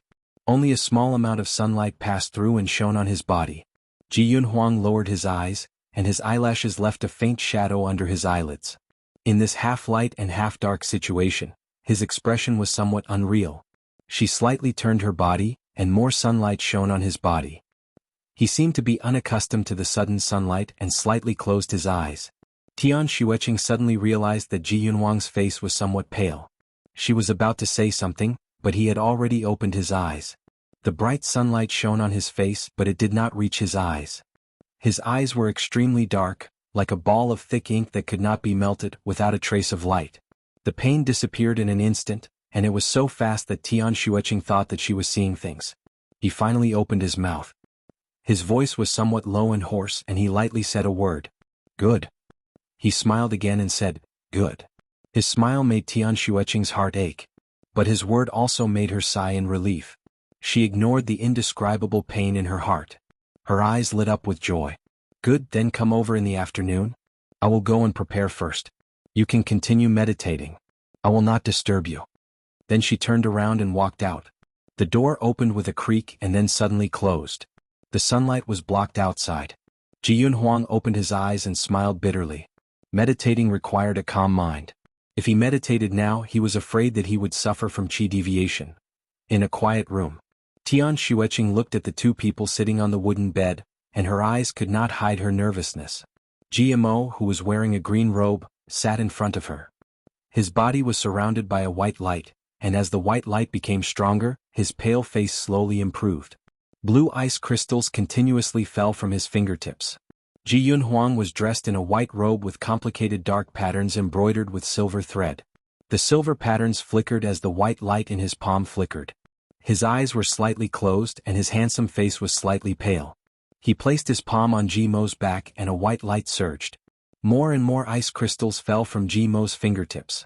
The ice crystals piled up together, emitting traces of coldness. It was clearly the dog days of summer, but the room was as cold as an ice house. Gradually, the number of ice crystals decreased, and Ji Mo's complexion became much rosier. Ji Yunhuang's complexion became paler and paler, but the white light in his palm became more and more intense until it was almost blinding. It wasn't until Ji Mo's fingertips could no longer force out half of the ice crystals that he slowly stopped. He exhaled and opened his eyes, which were filled with unconcealable exhaustion. "I'm done." Tian Xueqing ran over but not to him. Instead she ran to GMO. Her little hand reached out to feel GMO's pulse and felt his pulse. Her little face was full of joy and she smiled happily and contentedly. "Master, the poison in your body has been completely removed." GMO's complexion was rosy and he replied with a smile, "It's all thanks to Xueqing and young Master Ji." He turned around and cupped his hands towards Ji Yunhuang. "Young Master Ji's life-saving grace, I will definitely repay you in the future. Xueqing, thank young Master Ji for me." Chapter 2407. Tian Xueqing was stunned for a moment. She lowered her eyes and then looked at Ji Yunhuang with sincerity. "Thank you, young Master Ji, for saving my master. The debt between us is written off." She was really thinking about writing off the debt with him at all times. How could she know that the debt between them was so complicated that it could never be written off? Ji Yunhuang slowly looked at her. After a long time, he said something with an indiscernible voice. "You're too polite." Tian Xueqing was speechless. Ji Yunhuang slowly walked down. His body suddenly swayed for a moment before he steadied himself. However, his face was even paler than before. It was almost the same color as the robe he was wearing. Tian Xueqing felt that her heart had also swayed. She couldn't help but walk in front of him. "Are you all right?" She reached out her hand to check on him. However, Ji Yunhuang calmly avoided her hand. His tone was indifferent. "I'm fine." Tian Xueqing looked at her empty palm. Her heart felt a little empty. She calmly retracted her hand. "Then you should rest well." Ji Yunhuang coldly nodded his head and slowly walked out. When he reached the door, his body swayed again. Fortunately, he held onto the door frame in time to stabilize himself. His face was even paler and he was sweating profusely. Tian Xueqing's heart twitched. She said dryly, "Be careful." Ji Yunhuang turned a deaf ear to her words and walked away step by step. His silhouette was somewhat bleak and desolate, and the dark patterns on his white robe were much dimmer. Tian Xueqing looked at his silhouette and felt as if a huge rock was pressing down on her heart. "Xueqing, young Master Ji is not feeling well. Go and take care of him." Ji Mo's voice sounded from behind her. Tian Xueqing hesitated for a moment. She turned her head and seemed to be hesitating. GMO smiled. "Don't worry. Master's poison has been cured. You should take good care of young Master Ji." Tian Xueqing nodded. "Then Master, you should rest well. Disciple will leave first." She hurriedly walked out. GMO looked at Tian Xueqing's hurried back. A trace of deep thought flashed through his eyes. In his impression, even if the sky fell, this disciple of his would be calm and unhurried. When had she ever been so hurried? Ji Yunhuang's sleeves fluttered in the wind as he slowly walked along the winding corridor. The scenery on both sides of the corridor served as a foil for him. His face was pale and his lips were almost bloodless. His white robes fluttered in the wind, and he looked as if he would fly away with the wind at any moment. Tian Xueqing caught up with him. Looking at his back, she pursed her lips. There was a faint aura of indifference and nobility around him. She felt like she was being ostracized. Just as Ji Yunhuang was about to walk out of the corridor, she quickly stepped forward to support him. So cold. It was so cold that Tian Xueqing almost flung her hand away. However, she placed her entire palm on his arm, and the chill spread through her palm. It didn't feel like a human arm but more like an icicle. Something was wrong. His body temperature was too low. A normal person wouldn't be so cold. Almost reflexively she reached for his pulse, wanting to find out what was wrong with him. Her speed was very fast, but Ji Yunhuang's speed was even faster. He silently avoided her hand once again. He seemed to be avoiding her touch. Tian Xueqing was stunned for a moment. She suddenly felt very uncomfortable. However, treating the patient was the most important thing right now. She suppressed the uneasiness in her heart and explained in a low voice, "You are very strange right now. I will only know the specific situation after I check your pulse." Chapter 2408. Ji Yunhuang glanced at her indifferently with a complicated look in his eyes. His tone carried a hint of alienation. "No need. I know my injuries very well. Moreover, we are even now, aren't we?" If she came to care for him because of guilt, sympathy, or because of another man's orders, it was better not to come. Tian Xueqing suddenly felt a dull pain in her heart. It was as if her heart had been ruthlessly squeezed by someone. His indifference hurt her. She looked away, pursed her lips, and tried to explain. "I'm a doctor." Ji Yunhuang flicked his sleeve and her hand fell from his arm. Without looking at her, he continued to walk forward. Tian Xueqing looked down at her own hand, and her eyes suddenly felt a little sour. The temperature of her palms slowly returned to normal, but her heart felt a little lost. Just now, was she really too much? He must have used a lot of psychokinesis to help her master expel the poison. Otherwise his face would not be so pale. Yet, she secretly chased him away. She did not know why, but she wanted to chase him away. She did not want him to stay here any longer, as if he was a scourge. However, chasing him away at that time was indeed a little too much. Wrong. Since she made a mistake, she had to correct it. Tian Xueqing raised her eyes and ran forward to catch up with Ji Yunhuang. Before he could react, she held his arm, not allowing him to refuse. "You are still my patient. You have to listen to me." Her tone was somewhat childish and arrogant. Ji Yunhuang's body stiffened, and he looked down at her without saying a word. Tian Xueqing's face was tense. She tried to make herself look less nervous, but the weakness in her eyes could not help but reveal itself. Ji Yunhuang's eyes moved, and he turned his head to look at the clouds in the distance. He did not brush her hand away. Tian Xueqing saw that he turned his head away and ignored her, and her eyes were slightly disappointed.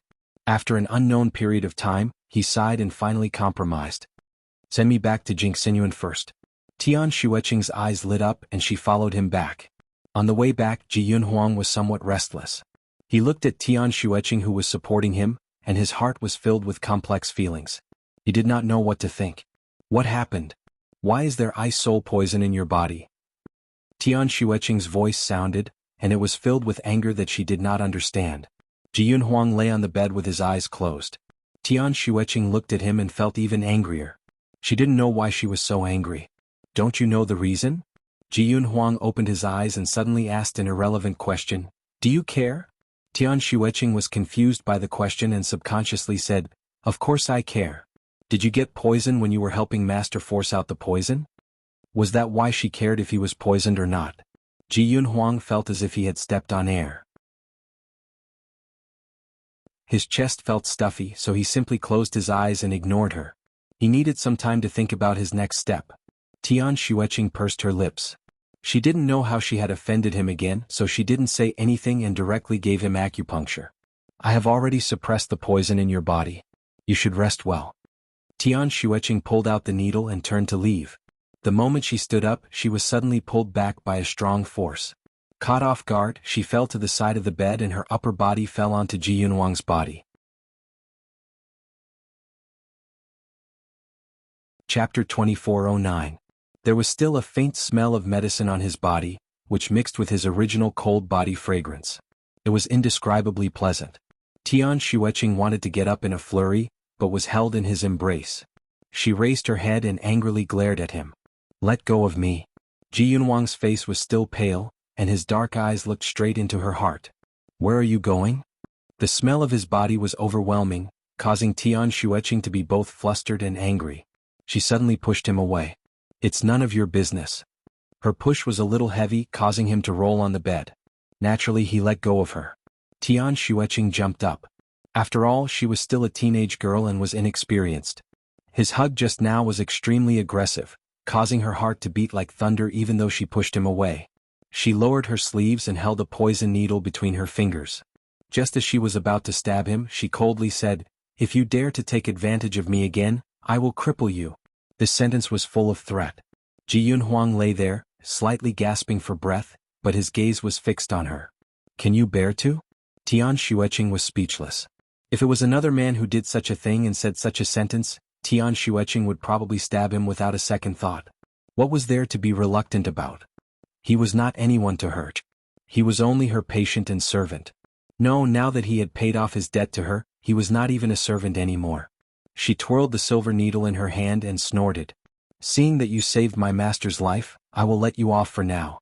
I will not fuss over your rudeness this time, but if there is a next time, what will happen if there is a next time?" Ji Yunhuang simply propped himself up with one arm. Tian Xueqing's small face tensed up. "I will definitely make you beg for death." Ji Yunhuang slightly closed his eyes and lay on the bed again. He seemed to be sighing and calm at the same time. "I have already begged for death." He lay there with his long eyelashes drooping. Because of his injuries, his face was extremely pale, giving him a kind of fragile and dejected beauty. Tian Xueqing's heart felt as if it was pierced by something. This kind of him gave her a faint feeling of familiarity, as if she had seen him like this many years ago. She turned around and quickly left. She left just like that? As Ji Yunhuang lay there, a sense of helplessness rose in his heart. It seemed that no matter what he did, he could not enter her heart. She was always guarded against him. Ji Mo's poison was actually very complicated. Using medicine alone to expel the poison was not enough to cure it. Someone had to suck out the isol root, and once the isol root was sucked out, it had to enter the body. This time, in order to heal Ji Mo's injuries, he had consumed more than half of his psychokinesis. Moreover, he had also drawn the isol poison into his body. However, he had relied on his profound psychokinesis and good physical foundation to suppress it. Now that he had relaxed, he felt as if an icy thread was swimming in his body. Wherever it went, he felt as if it was about to freeze. This icy soul frost poison was indeed powerful. No wonder that GMO was almost frozen into an ice sculpture. In order to completely expel the remaining isol poison from his body, he would have to pluck the netherworld flower again. The place where the netherworld flower grew was very dangerous. He did not want Tian Xueqing to take any more risks, so he could only rest up and do it himself. He began to circulate his martial arts, wanting to use his superior martial arts to force the poison to a certain place. Just as he closed his eyes, the door was pushed open with a bang. His body shook and he opened his eyes. When he saw the person who had come in, his pupils slightly shrank. The person who had come in was Tian Xueqing.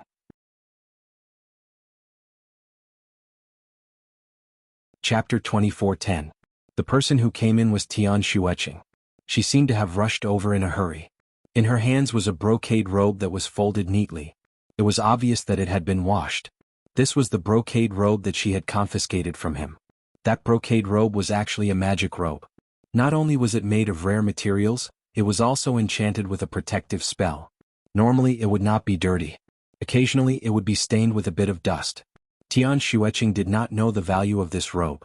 Even if it was worth 10,000 taels of gold, it would still be difficult to buy it. "This is the robe I gave you. You don't have to be my servant anymore," Tian Xueqing said as soon as she opened her mouth. Ji Yunhuang's expression slightly changed. Was she trying to chase him away by giving him back the robe? He was still injured and she was already so impatient? His heart seemed to have been stabbed by a knife. He slowly sat up and stared at her without saying a word. Tian Xueqing was frightened by his gaze. She could not remember what she was going to say after that. She placed the robe beside him and said, "You can check if your robe is damaged." Before she could finish her sentence, her wrist was suddenly grabbed. She felt dizzy and her whole body was pulled onto the bed. She was pressed under his body. His body temperature was very strange. It was half cold and half hot. He was pressing on her petite body, trapping her. "Xueqing, do you want me to leave so badly? Do you know that I—" His eyes were burning and his hot breath blew on her cheeks, making Tian Xueqing's whole body freeze. Even if she did not know the ways of the world, she was still a young girl who was about to reach marriageable age. She was about to fall in love. Being bullied by a grown man like this, her head exploded and her heart beat like a drum. For a moment she forgot to react. She was right in his arms.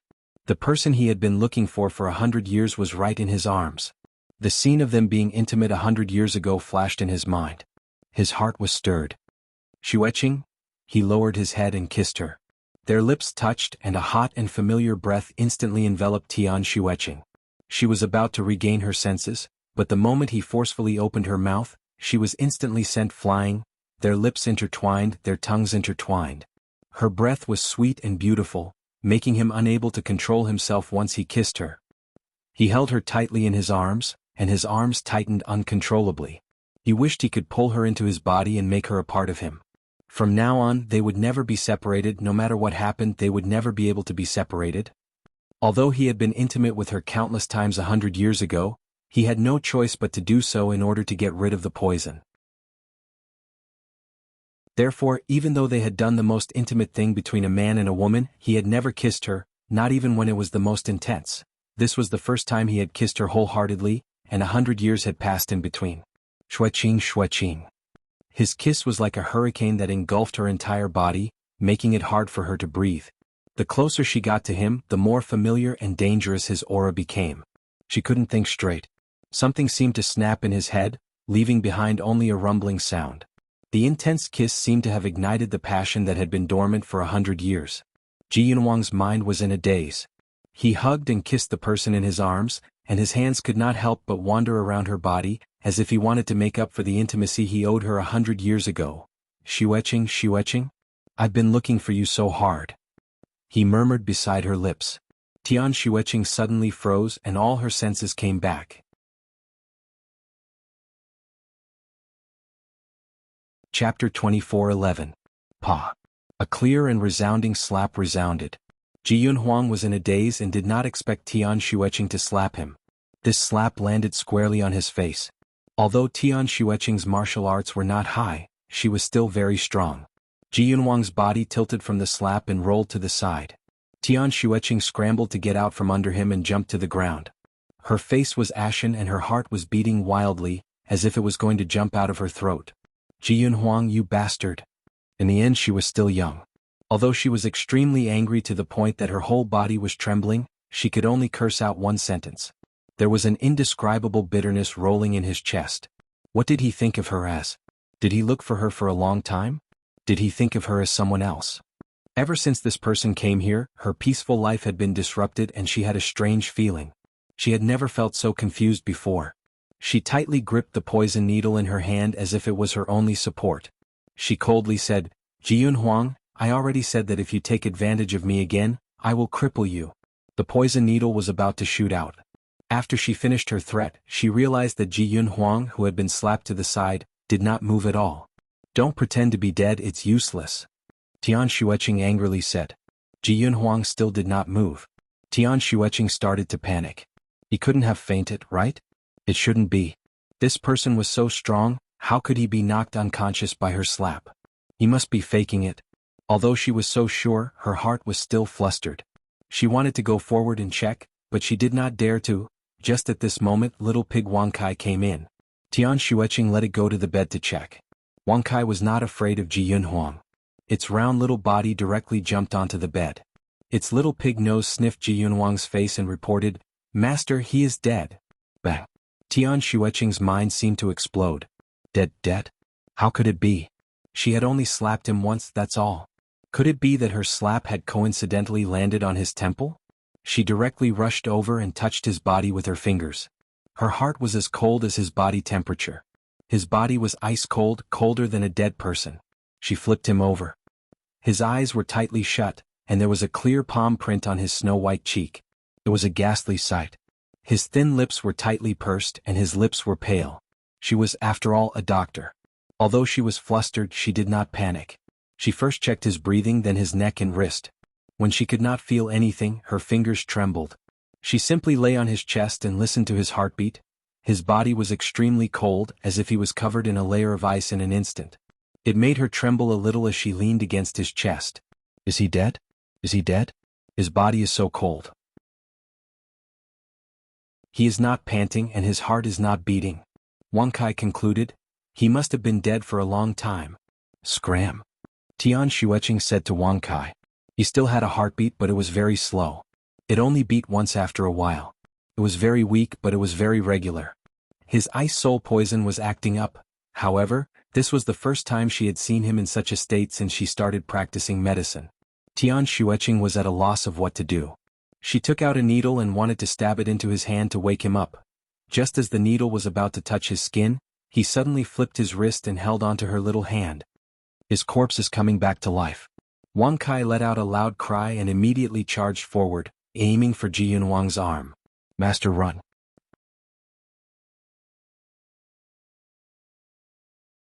Chapter 24:12. Before its small body could hit Ji Yunhuang, it was sent flying by a blue light. With a bang, it landed on the door and slid to the ground. Tian Xueqing only felt that the other party's hand was like an iron hoop, tightly wrapping around her slender wrist, causing her to be unable to move at all. Although his face was extremely pale, his tightly shut eyes had already opened. His black jade-like pupils stared at her, and there seemed to be disbelief in his eyes. Xueqing, do you really want to poison me to death? His voice was extremely hoarse. I want to save you. Tian Xueqing blurted out. Ji Yunhuang's gaze shifted to the needle in her hand. Tian Xueqing also looked at it, and then she broke out in cold sweat. In her panic, she did not see clearly that the needle in her hand was not a life-saving silver needle, but an emerald green poisonous needle. Tian Xueqing was born beautiful, but her martial arts were ordinary, so it was easy for some lechers to covet her. Therefore, in order to protect herself, she not only owned a little pig that could release electricity, but also learned how to use poisonous needles. There were different kinds of poisonous needles. Some could make people unconscious, some could make people lose their ability to resist, and of course, there were also the most poisonous ones that could take a person's life within a few seconds. The needle in her hand was the most poisonous kind. Once it pierced into a person's skin, that person would definitely kick the person's leg and die. I took the wrong one. I wanted to use the silver needle to wake you up, but you fainted just now. No, there is no heartbeat. Tian Xueqing explained in a mess. Ji Yunhuang's hand slightly loosened, and his eyes seemed to be flowing with light. Don't be afraid, I'm not dead. How could he, a cultivator, die so easily? Tian Xueqing finally withdrew her hand and hurriedly put away the poisonous needle again. When she looked at Ji Yunhuang again, her gaze was somewhat suspicious. Were you faking it just now? Ji Yunhuang slowly withdrew his hand. Do I look like I was faking it? His face was still pale, and his once light red lips were now devoid of color. Cold sweat flowed down his forehead, probably because of the soul chill poison in his body. The sweat that flowed out of his forehead condensed into ice crystals, making him look like a vampire that could not be exposed to light. This kind of appearance was naturally not something that could be faked. Tian Xueqing was a little regretful for her previous question. What happened to you just now? She didn't believe that she could knock him out with one slap. Ji Yunhuang closed his eyes slightly. Before Tian Xueqing had arrived, he had been circulating his energy to force the ice soul poison into his meridians. However, after her arrival, his emotions were in turmoil. At this time he should have been recuperating, but Tian Xueqing had forced him to kiss her, causing his injuries to worsen. Tian Xueqing's palm strike was like the straw that broke the camel's back, causing the ice soul poison to erupt and rush towards his heart. Once a martial artist cultivated their martial arts to the extreme, their body would have an automatic protective mechanism. When the poison took effect, their body would automatically activate the protective mode, causing their entire body to enter a state of tortoiseshell. Their blood vessels would almost stop flowing, and naturally their breathing and pulse would be completely absent as if they were dead. After all, he was an immortal. Even though his body was in the state of tortoiseshell, his external senses were still extremely shocking. She used a poisonous needle to stab him, triggering his body's automatic protection skill once again. Only then did he manage to stop her murder, at the critical moment. As for Piggy Wang Kai, he was also sent flying by his self-protection aura. Ji Yunhuang explained everything to Tian Xueqing in a few words. Tian Xueqing looked at him with a complicated gaze. It turned out that after becoming an immortal, one's self-protection skill would be so powerful.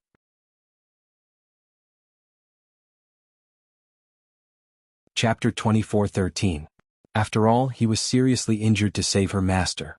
Seeing him like this, Tian Xueqing felt a little guilty. When she saw the clear palm print on his face, the guilt doubled. Ji Yunhuang's gaze fell on her pale face and saw her guilt. His heart warmed. Don't be afraid, Tian Xueqing pursed her lips. I'm not afraid. You're the one dying, not me. Although she said this, her heart was still beating wildly. This person took advantage of her and stole her first kiss. Logically speaking, she should have stabbed him to death. But seeing him almost die just now, she actually panicked. Ji Yunhuang seemed to have been stung by her words. His eyes darkened slightly, but he immediately chuckled, "Neither of us wants to die." He then added another sentence in his heart, "I'd rather die than let you die." Neither of them wanted to die. Whoever died would be an irreplaceable regret for both of them. He was obviously seriously injured, but his smile was alluring. The saying, "A stranger is like jade, a gentleman is unparalleled in this world," probably referred to people like him. Her master, GMO, was a handsome man with a gentle temperament. This person's temperament was similar to her master's, but her master was not as beautiful and aggressive as him. He looked elegant and handsome, but his aura was extremely oppressive. He was like a peerless sword hidden in a scabbard, making people's hearts beat faster. Tian Xueqing suddenly shifted her gaze away from him and calmed herself down. She coldly said, "Don't use your psychokinesis or else you'll easily go berserk. I'll force the poison in your body to other places." Ji Yunhuang looked at her for a moment, then smiled, "Okay." Tian Xueqing heaved a sigh of relief and began to work beside him. Ji Yunhuang slightly closed his eyes and sensed everything about her. Her fingers lightly touched his body, and her breath was beside him. She pierced a silver needle into his body, but he did not feel any pain. He only felt a slight itch and even a tingling sensation. The afternoon sun shone in. It was warm and quiet, and they could only hear each other's breathing. Even the pig did not dare to make a sound. It walked over with its cat-like steps and lay down beside him, watching with its round eyes. Tian Xueqing inserted the needles very quickly, but this kind of acupuncture technique also consumed a lot of energy. After a set of acupuncture techniques, her forehead was covered with sweat, but fortunately she managed to control the ice soul poison in Ji Yunhuang's body. She heaved a sigh of relief and stood up. Suddenly she swayed and her vision went dark. Her body tilted and fell right onto Ji Yunhuang's body. Ji Yunhuang groaned, startling Tian Xueqing. She hurriedly struggled to get up, but her hand was pressed somewhere, causing Ji Yunhuang to groan again. He grabbed her wrist and said, "Don't move." Just now Tian Xueqing was too tired and had gotten up too hastily, which was why she blacked out for a moment. Now that she had recovered, she didn't dare to move when she heard Zhang Xian's voice. She looked at him nervously. His face was so pale that it was almost bloodless. "How are you feeling?" Tian Xueqing was struggling to maintain her half-lying position on him. Ji Yunhuang slowly exhaled. His voice was hoarse due to his illness. "I'm fine." Tian Xueqing was worried and wanted to check his pulse, but his face turned pale again. "Don't move?" Even this was not allowed? Tian Xueqing had some doubts in her heart, but she still did as she was told. She remained motionless in his embrace. Her face was buried in his embrace, so she could not see Ji Yunhuang's slightly curved lips.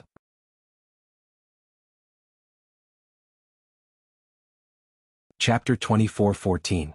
After a long while, her muffled voice was heard, "Are you done?" Ji Yunhuang did not speak. Tian Xueqing slightly raised her head and her small mouth happened to rub against his beautiful chin, causing her face to turn red again. Ji Yunhuang suddenly got up. At this moment he did not have much strength and naturally could not trap her, allowing her to easily escape. Tian Xueqing took 2 steps back, her heart still beating wildly. She wanted to say something, but her mind was in a mess and she did not know what to say. When she raised her head, she saw that Ji Yunhuang's deep eyes were still locked on her body. Her heart was in an indescribable mess. What happened to her? Recently she kept getting into trouble. When she was struggling just now, she had dropped the robe that she had returned to Ji Yunhuang. She bent over to pick it up and placed it on the side of his bed. "Your clothes. You returned my clothes. Are you trying to chase me away?" Ji Yunhuang asked. Tian Xueqing was stunned for a moment. She originally did not have this intention. She just felt that since Ji Yunhuang had already paid off his debt, there was no need to hold on to his robe. Now that she heard him ask this question, her heart was moved. She did not know why, but although he was very gentle to her and even helped her a lot, she was subconsciously afraid of him. It was as if she got too close to him, she would fall into a trap and never be able to climb out. She subconsciously wanted to stay away from him and let him go. Therefore, after pausing for a moment, she did not deny it. She lightly coughed and said, "The debt between me and young master has already been settled. Once young master's cold poison is completely removed, you can leave." She paused for a moment. "Young master should rest well. I still have to visit master." Regarding young master's cold poison, Xueqing will think of a way. She turned around and was about to leave when Ji Yunhuang spoke. You don't need to think about my cold poison. I have my own reasons. These words sounded as if he was angry. Tian Xueqing's feet paused for a moment. That's good. Young master, please do as you wish. She turned around and left quickly without looking back. Ji Yunhuang slightly closed his eyes. She was still chasing him away, she was still thinking about her master. When she mentioned her master, her eyes shone brightly, causing him to feel dazzled, the familiar suffocating pain in his heart. His body slightly swayed and he spat out a mouthful of blood. I can't think about it anymore. Otherwise he might really lose his life here. It wasn't easy for him to find her. He hadn't reconciled with her yet, so how could he just give up like this? He tried his best to clear his mind and began to meditate to expel the poison. 2 days passed. Time seemed both fast and slow. Just like that, 2 more days passed. In the past 2 days, the cold poison in Ji Yunhuang's body had gradually spread to one of his forearms. As long as he persevered for another 2 days, he would be able to expel the cold poison from the rest of his body. His martial arts would also recover by half, and he would be able to pick the netherworld flower. Perhaps it was because he had once told Tian Xueqing that he could treat his own injuries, so Tian Xueqing felt at ease and boldly left him alone. She had not appeared in front of him for the past 2 days. Only the pig came to him every day, morning or evening. However, the servants still delivered food to him on time, and the quality of the food was quite good. After Ji Yunhuang slightly controlled the poison, he would also go out for a walk. The quiet valley where Tian Xueqing lived was known as the Medical Valley in the outside world. Although the area wasn't large, there were mountains, rivers, lakes, and forests. The scenery of the lake and mountains was very elegant. Around the lake, there were a few small courtyards built in 2s and 3s.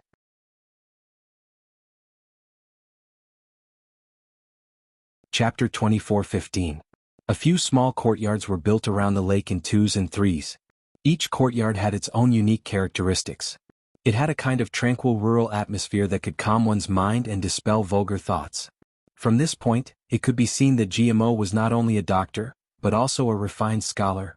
There was an unwritten rule in the medical valley that all patients who came in for treatment, no matter how prominent their status was or how great their family background was, they would all be treated the same.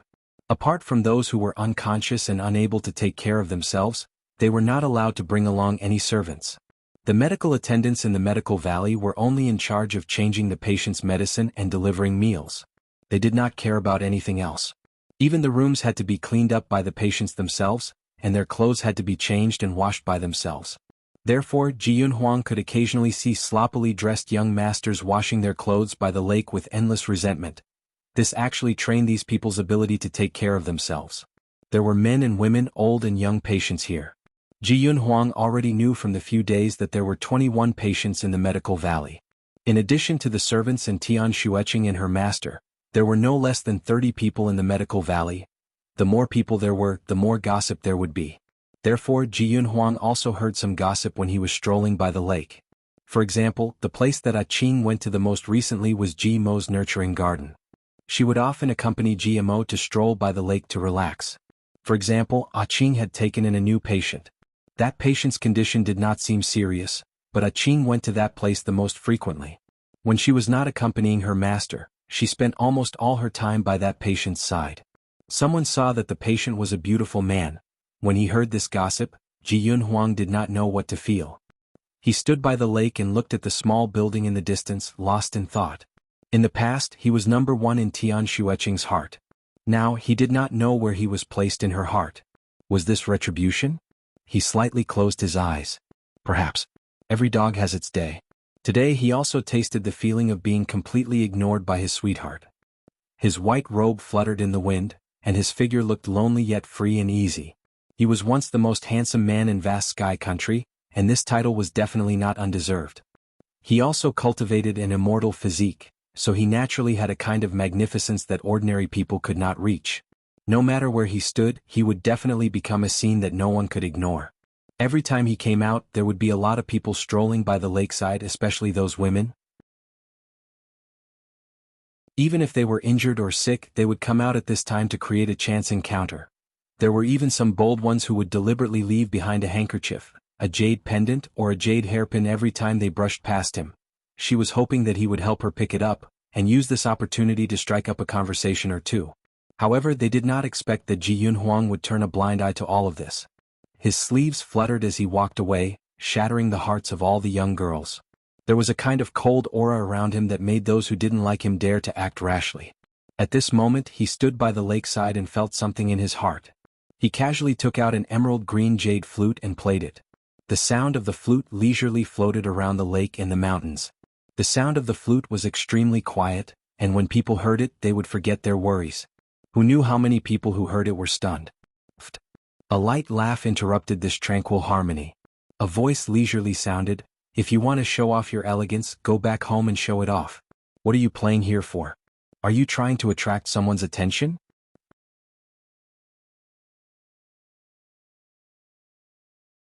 Chapter 24:16. His voice was extremely clear, but the words he said were unavoidably harsh and full of provocation. When the sound of the flute stopped, Ji Yunhuang looked over and saw a man wearing a top-quality robe standing not far behind him. His appearance was top quality and his clothes were top quality. His appearance was extremely beautiful, to the point that people could not tell if he was a man or a woman.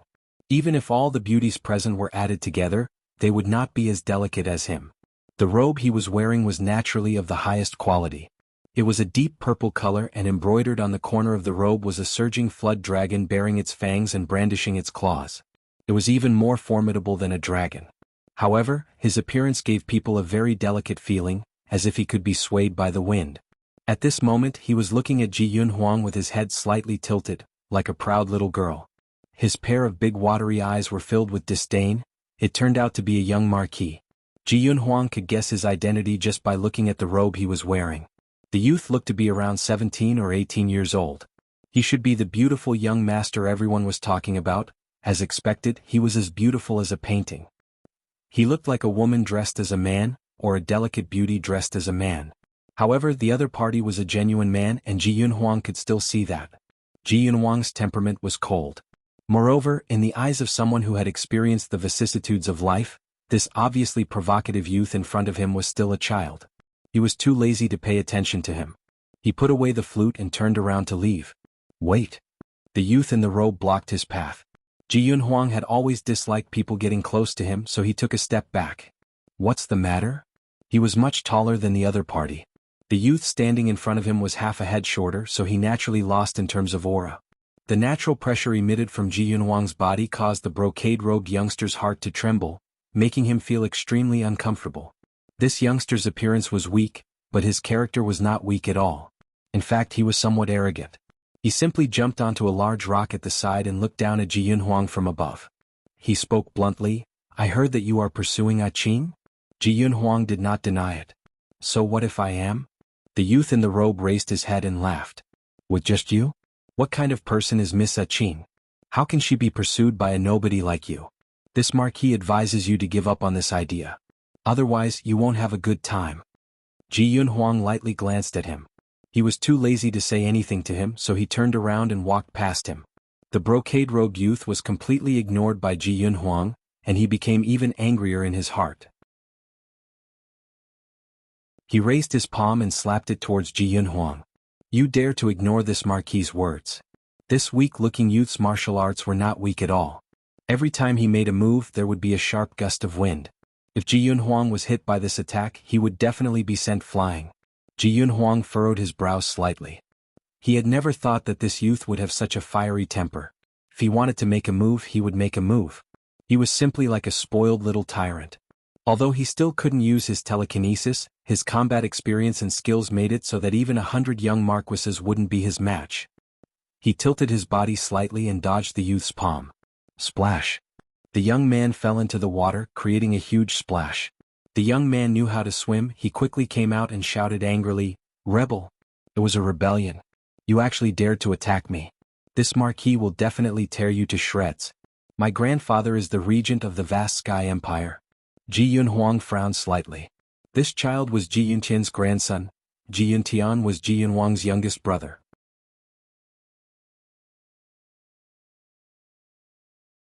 Chapter 24:17. Ji Yuntian was Ji Yunhuang's youngest brother. When Ji Yunhuang was in trouble, Ji Yuntian was still a baby. In the blink of an eye, his grandson had already grown up. The current emperor sitting on the dragon throne was the youngest son of the sixth prince, Jianghu. This kid was not very promising and had a weak body, causing the imperial power to fall to someone else. The one who truly held the power now was Jianghu, the regent. No wonder his grandson dared to be so arrogant. Although Jianghu was not interested in imperial power, it did not mean that he did not know what happened in Chongkong Empire. Furthermore, Jianghu had repeatedly extended an olive branch to him recently. He went to Buddha Lotus Mountain several times to invite him to become the imperial tutor. He even had thoughts of pushing him onto the throne. Unfortunately, Jianghu was not interested in imperial power at all and turned a blind eye to the olive branch extended by the regent. At this moment, the young duke had already jumped onto the shore and aggressively blocked Jianghu's path. Then, with a shake of his hand, a seven-colored flower flag flew into the sky and exploded in the air. It was obvious that he was summoning his subordinates or helpers from outside the valley. The surrounding people who were originally watching the show kept quiet out of fear. Everyone knew that this young duke had a prominent status and was not someone the people of Chongkong Empire could afford to offend.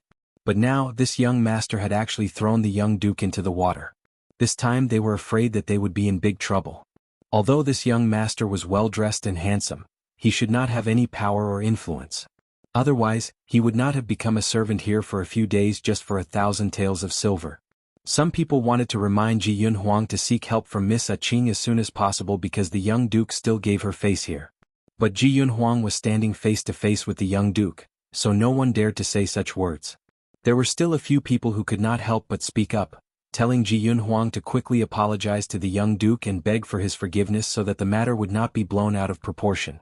There were different opinions, but these people were also doing it for the good of Jianghu. After all, they were all in the medical valley and no one wanted to blow things up, but Jianghu turned a deaf ear to them. He did not even bother to look at the young duke who was blocking his path and pushed him to the side. "A gentleman does not block the way, please excuse me." The young duke staggered because of him and was furious. He once again threw a punch. This child doesn't have a good memory. Jianghu raised his sleeve and wrapped it around his wrist. Following the force of his fist, the young duke once again fell into the water with a plop. "What's going on? What are you arguing about?" A clear voice came from not far away. Jianghu's body stiffened slightly as he looked in the direction of the voice. His eyes narrowed slightly. Tian Xueqing and Ji-mo walked side by side. One of Tian Xueqing's arms was still in the crook of Ji-mo's arm. Her dress fluttered in the wind. Walking together with Ji-mo, who was wearing a white robe, they looked like a perfect couple. Tian Xueqing's gaze swept past Jianghu's body and landed on the young marquis who was struggling in the lake. She frowned slightly. "Huan Yu, with your illness you can't soak in water. Why did you run into the lake?" As he spoke, he ran up and pulled the young marquis back onto the shore. This time the young marquis had lost a lot of face. His originally pale face was now completely red, and the hand he used to point at Jianghu trembled. "Just you wait. I will tear you to shreds. This one will wait." Jianghu lightly threw out these words and turned to leave. He had not seen her for 3 days and he was still seriously ill. But at this moment she did not say any words of concern, nor did she have a worried expression. She only glanced at him, and that glance was as if she was looking at an ordinary patient.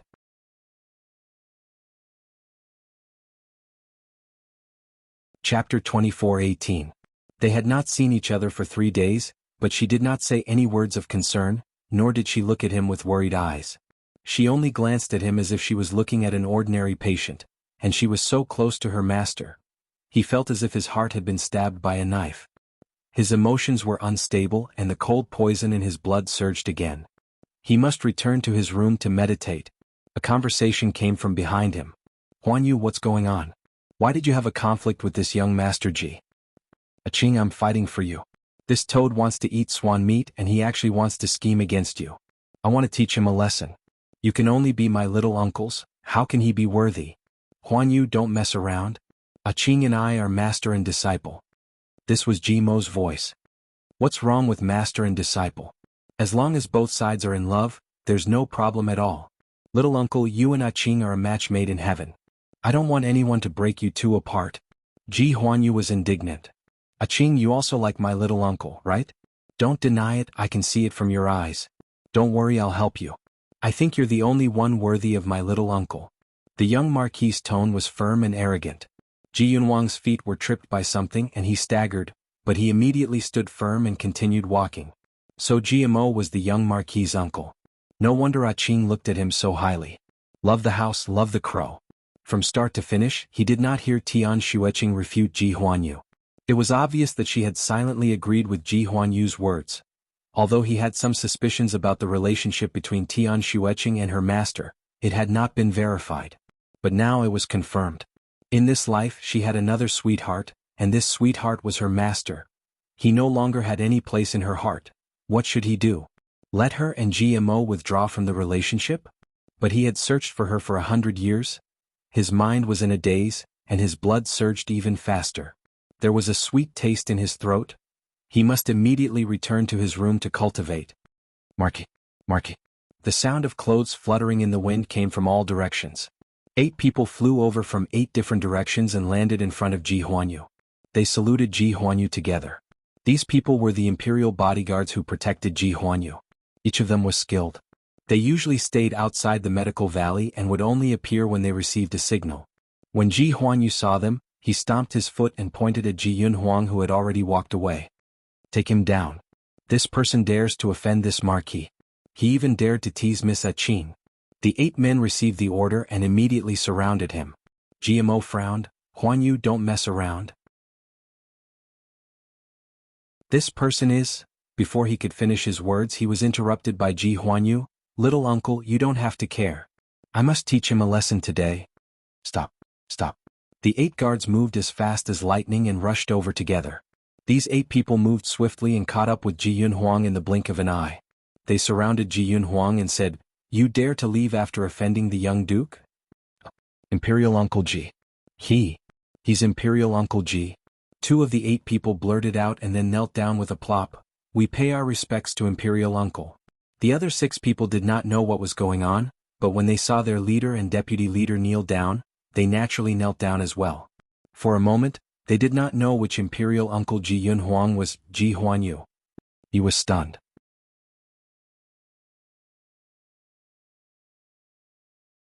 Chapter 24:19. At this moment, GMO finally said what he wanted to say. This is Ji Yunhuang, the second master of Buddha Lotus Mountain. Huanyu, you should call him Imperial Granduncle. Ji Huanyu? He was dumbfounded. Everyone's mouth formed an O shape. Ji Yunhuang's story had spread far and wide. 8 out of 10 people present had heard of his story. They heard that he had abandoned the throne for the crown princess and wandered around the Tianxi continent. They also heard that he had become an immortal and became a legend in the Tianxi continent when no one was optimistic about him. Now, this legendary figure had appeared in front of them. How could they not be shocked? Everyone was shocked and did not dare to speak. It was so quiet that even a pin drop could be heard. A question floated in everyone's mind. Since Ji Yunhuang's background was so big, why would he become a servant here for a mere 1,000 taels of silver? What was he doing this for? Thinking about the conversation between Ji Yunhuang and Ji Huanyu, Ji Yunhuang obviously had feelings for this Miss Qing and he did not deny it. Could it be that this Miss Qing looked very similar to the crown princess who died 100 years ago? Everyone looked at Ji Yunhuang and then at Tian Xueqing. Their eyes were filled with gossip. Ji Yunhuang slowly turned around and swept his eyes over the 8 people. Finally, his eyes landed on the 2 imperial guards who were kneeling first. You recognize me? These 2 imperial guards were also considered outer disciples of Buddha Lotus Mountain. According to seniority, these 2 imperial guards should call Ji Yunhuang Martial Granduncle. The 2 of them immediately said respectfully, replying to Martial Granduncle, this disciple was fortunate enough to see Martial Granduncle's immortal face at the gathering of outer disciples 5 years ago. Ji Yunhuang did not say anything. 5 years ago he only showed his face once at the gathering and then left. He did not expect them to remember him. This was simply like a flood rushing against the Dragon King's temple. They did not recognize each other anymore. Ji Huanyu finally woke up and unwillingly came forward to pay his respects to this imperial granduncle. After paying his respects before he stood up, he asked a very sharp question. Imperial granduncle, you said that you are interested in Miss Qing because she looks like the crown princess? Ji Yunhuang was stunned, and his gaze once again fell on Tian Xueqing's face. Tian Xueqing's pretty face was pale. She pursed her lips and looked at him. Although her expression didn't change, she couldn't help but hold her breath. Her fingers were still unconsciously wrapped around Ji Mo's arm. When she met Ji Yunhuang's gaze, she quietly leaned against her master's body, as if she was seeking protection. Ji Yunhuang felt as if a sharp needle had pierced his heart. Before he could say anything, the sound of clothes fluttering in the wind could be heard again. Master! 4 figures flashed through the air and landed in front of Ji Yunhuang. They immediately knelt down and said, "Master, your subordinates are late." Everyone's eyes widened. The 4 of them were quadruplets and looked very similar. 2 girls and 2 boys wearing the same color and style of robes. All of their movements were synchronized without the slightest difference. The 4 of them knelt on the ground like 4 neat little white poplars.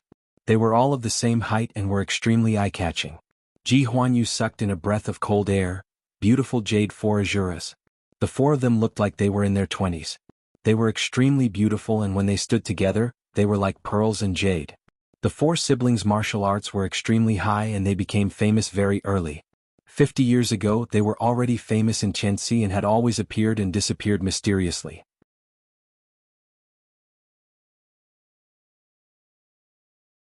Chapter 24-20. The 4 of them were highly skilled in martial arts and had made a name for themselves very early on. 50 years ago they became famous and had always been elusive. At that time, Ji Yunhao offered a large sum of money to hire the 4 of them as the imperial guards. He even personally visited them but was rejected by the 4 of them. The 4 of them were carefree and unfettered. It could be said that they did not obey anyone. Who would have thought that they would actually recognize Ji Yunhuang as their master? The martial arts of the 4 of them could easily throw Ji Huanyu's 8 bodyguards to the ground. "Master, it's our fault for not protecting you properly and causing you to be injured. Please punish us." The 4 of them spoke at the same time and closed their mouths at the same time. Ji Yunhuang waved his hand. "I didn't allow you to follow me. I don't blame you. Get up." The 4 of them stood up together. What was even rarer was that the 4 of them were of the same height. If not for the fact that there were men and women, everyone would have thought that they were the same person's clones. The 4 of them surrounded Ji Yunhuang in the middle and faintly separated everyone, not allowing anyone to come forward. One of them took out a token and flashed it.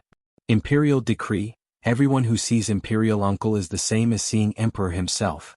Who wouldn't kneel down when seeing the Emperor? The onlookers hurriedly kowtowed towards Ji Yunhuang, and the entire lakeside knelt down. Even Ji Huanyu, the young marquis, unwillingly kowtowed again. Tian Xueqing frowned slightly. According to the Medical Valley's rules, there was no distinction between nobility and lowly. Even the arrogant Ji Huanyu could only be obedient here and did not dare to cause trouble. If he did, he would be sent out by her. Just now, when she saw Ji Huanyu being aggressive towards Ji Yunhuang, she subconsciously felt disgusted. She was about to stop him when this series of events happened. She raised her head and looked at Ji Yunhuang, who was standing nearby. She faintly felt that he was a little far away from her. She pursed her lips and could not help but lean towards her master. She had always liked her master. Her master should be the person she relied on in this life.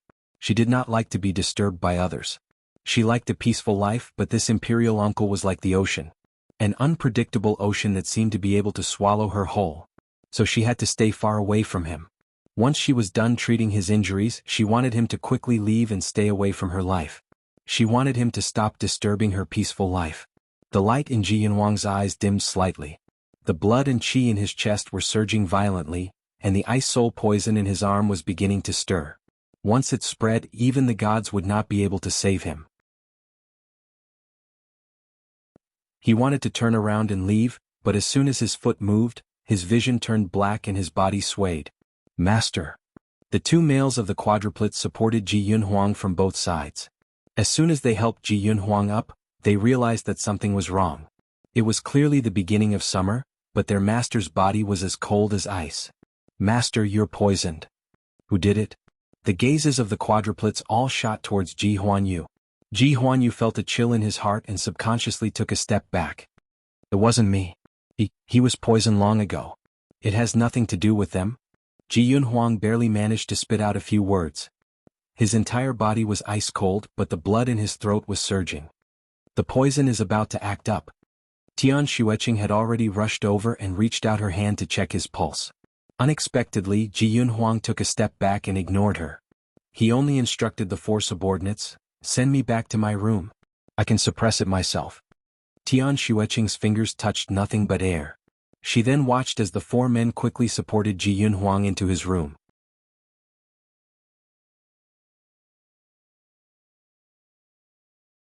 Chapter 24-21. She pursed her lips tightly. Her heart felt like it was wrapped in ice, but it also felt like it was burning. She couldn't tell what kind of feeling it was. She stood there for a moment and suddenly took a deep breath. She said in a low voice, "Master, I'm going to see him." Then she ran towards Ji Yunhuang's room. GMO stood there and his eyes flashed with a trace of deep thought. Ji Huanyu was still on his little uncle's side. He hurriedly pushed him. "Little uncle, you should also go take a look. Don't let your wife run away." GMO frowned. "What nonsense are you talking about? She is my disciple. I'm older than her by a whole generation. Imperial granduncle is older than her by 100 years. Didn't he still chase after her? Little uncle, if you don't hurry up, I'm afraid it will really be too late." Ji Mo's heart was in a mess. "But she is still young," Ji Huanyu immediately said. "She's not young anymore. She's almost 15. In another half a month, it will be her coming-of-age ceremony, right? After that, she will be able to marry. Little uncle, she and you are a match made in heaven. You can't miss this opportunity. Someone else has taken the initiative." Imperial granduncle took a fancy to her, perhaps because her name is the same as Imperial granduncle's wife, or perhaps because her appearance is similar. Imperial granduncle took her as a substitute. "Can you bear to see her being taken as a substitute?" GMO took a step back and narrowed his eyes. Qing was a treasure that he had personally raised. He naturally didn't want her to suffer any grievances. Imperial Uncle Ji had suffered from the ice soul poison because of him. If he couldn't cure him in time, he was afraid that his little disciple's heart would never be able to let go. "Let me in. I'm a doctor here. I can treat him. Otherwise he will be poisoned very quickly." Tian Xueqing was blocked by the quadruplets at the door because Ji Yunhuang had ordered that no one was allowed to disturb him. Tian Xueqing was anxious to know the extent of Ji Yunhuang's injuries, but these two women were like door gods, not letting her in. She could only argue with them. Piggy Wang Kai was also indignant at the side. "Hey, this is our master's territory. My master can go wherever he wants. What qualifications do you have to stop him? Don't you know that non-patients are not allowed to enter this valley?" Even young Marquis Ji was no exception. Every time he came, his subordinates would obediently wait outside the valley. So what if your master is the imperial uncle? So what if he doesn't abide by the rules of the medical valley? Let her in. The four of you can leave the valley. Ji Yunhuang's voice suddenly came from inside the house. Although his voice was weak and hoarse, his tone was firm.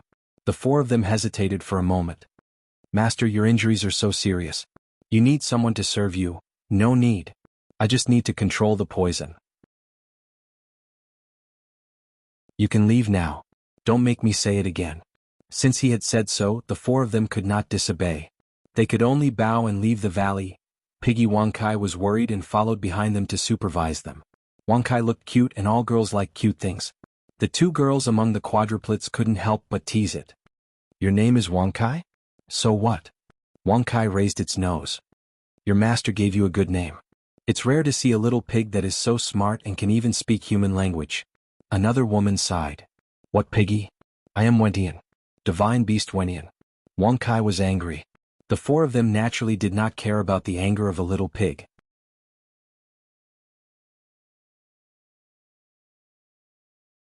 Chapter 24-22. "Wang Kai, do you know how my master was poisoned by the ice soul poison?" Wang Kai snorted. "My master was poisoned by the ice soul poison. In order to repay the debt, your master helped to cure my master, but in the end your master was poisoned." Wang Kai's words about your master and my master did not confuse anyone, but the quadruplets were somewhat surprised. "Repay the debt? Repay what debt?" "At that time your master was injured by the cloud-swallowing beast and was on the verge of death. My master saved him and gave him a lot of expensive medicine, which amounted to a total of 1,000 taels of silver. Your master was extremely poor and could not afford to repay the debt, so he expressed his willingness to sell himself as a servant to repay the debt. He only worked as a servant for a few days and did not make him do any physical work. Later, when my master was poisoned and came back, your master, he cured my master of the poison, so my master magnanimously repaid him 1,000 taels of silver. The debt between the two of them was written off." Although Wang Kai's words were incoherent, the quadruplets still understood, and their faces were filled with disbelief. Selling himself for a mere 1,000 taels of silver? Was this something that the second master of Buddha Lotus Mountain would do? The quadruplets often followed Ji Yunhuang around, so they knew that he was never short of money. He could casually spend thousands of taels of silver, and even tens of thousands of taels of silver was a common occurrence. Wang Kai and Little Pig had an expression that said, "Your master got a great bargain," which made the quadruplets very unhappy. One of them smiled and casually took out a banknote from his bosom and handed it to Wang Kai's hoof. He smiled and patted Wang Kai's head. "This is 10,000 taels of silver, use it to buy some snacks. Remember to treat my master well. Also, tell your master to give my master the best medicine. Just tell us how much money you need and we will not hesitate. As long as you don't let my master suffer any grievances. Also, if you implicate my master in any matters in the future, just tell us if you have any difficulties." Wang Kai was speechless. It looked at the banknote beside its hoof. It was indeed 10,000 taels of silver, and it could be exchanged throughout the country. While it was in a daze, the quadruplets had already disappeared. Ji Yunhuang sat there, his handsome face alternating between green, white, and red. The light around his body flickered and his forehead was drenched in cold sweat. Because he had been poisoned by the ice soul poison, the cold sweat had turned into ice the moment it came out. It was as if his forehead was covered with a layer of ice armor. Even his hair and eyebrows were covered with a layer of white frost. He was originally dressed in white, but at this moment he looked like a lifeless snow sculpture. Tian Xueqing's fingers trembled slightly. She never thought that the cold poison in Ji Yunhuang's body would be so strong. Wang Kai clearly told her that he was fine, that he was getting better and better. She wanted to perform acupuncture on him and expel the poison from his body, just like how she treated her master. However, Ji Yunhuang only shook his head and said, "Protect me." In other words, he would be able to expel the poison himself, and Tian Xueqing would only need to protect him. The way he meditated was something Tian Xueqing had never seen before. Strands of cold air swirled around his body, seemingly condensed yet not condensed. Tian Xueqing did not dare to blindly interrupt him, so she could only stand at the door and guard him. She watched his every move and tightly held a silver needle in her hand. She was prepared to rush forward to save him if he made a single mistake. At this moment, her mind was completely blank and she could not think of anything. Occasionally she would raise her head and see GMO standing not far away. He was wearing a light green robe and he looked like a big tree that she could lean on and rest.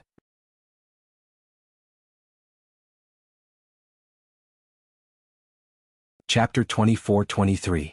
Occasionally she would raise her head and see GMO standing not far away. He was wearing a light green robe and looked like a big tree that she could lean on to rest. He just stood there quietly looking at her and did not disturb her. The master and disciple looked at each other. GMO smiled at her. His smile was as warm as usual, but her heart clenched for no reason. She was no longer as calm as before. Instead, she was a little confused, however she still smiled back at her master. The master and disciple seemed to have a tacit understanding. "Master." Little Pig Wang Kai jumped back. Tian Xueqing shushed it, telling it not to make any noise so that it would not disturb Ji Yunhuang who was meditating inside. Wang Kai pulled out a banknote from its chest pocket and whispered, "Master, look, a banknote worth 10,000 taels." Tian Xueqing was surprised. "Where did you get this?" Wang Kai then repeated what it had said to the quadruplets. Tian Xueqing was silent. It seemed that the Honorable Imperial Uncle Ji was willing to stay here as a servant because of her. No, it was not for her. It was for the crown princess who had the same name as her. He treated her as a substitute for the crown princess who had died young, so he treated her like a pearl and listened to her every word. He did not hesitate to lower himself and become a servant. She closed her eyes. Her heart was in a mess. She felt sour and bitter at the same time. She did not know what she was feeling. After all, she was not even 15 years old. When faced with this kind of messy relationship, she did not know what to do. GMO waved at her from afar. Tian Xueqing let Little Pig Wang Kai watch over her while she ran towards her master. The master and disciple were talking under a big tree. They could see Wang Kai in Ji Yunhuang's room when they raised their heads. "Xueqing, how is he?" "He is healing himself. Now, he is a little more stable."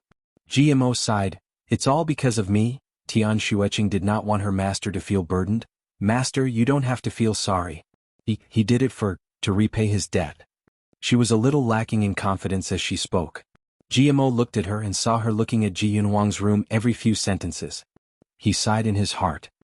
"Xueqing, Master, there is nothing between us. He's just a patient of mine. He'll leave once he recovers. Tian Xueqing sounded anxious as if she wanted to distance herself from something. GMO raised his hand and stroked her hair. Don't worry. I know that you don't have any feelings for him, but Master, he's probably treating me like this because of my name, or maybe because I look like the late crown princess. He actually doesn't like me. He'll understand soon enough. Although she was still young, she didn't want to be anyone's substitute. In order to prove something, Tian Xueqing tugged on Ji Mo's sleeve and shook it coquettishly. Master, Xueqing said that I want to stay by your side forever and be your right-hand woman. GMO lowered his eyes to look at her. His gaze was slightly complicated. He sighed softly. You were still young at that time. What you said was childish. Xueqing, you will marry sooner or later. How can you stay by Master's side forever? Then I'll never get married. Tian Xueqing was naturally sensitive and afraid of marriage. It was as if once she got married, she would fall into hell. GMO pressed his palm on Tian Xueqing's shoulder and muttered to himself. His gaze fell on her face again. Xueqing, are you really willing to stay by Master's side forever? I'm willing. Tian Xueqing answered without hesitation.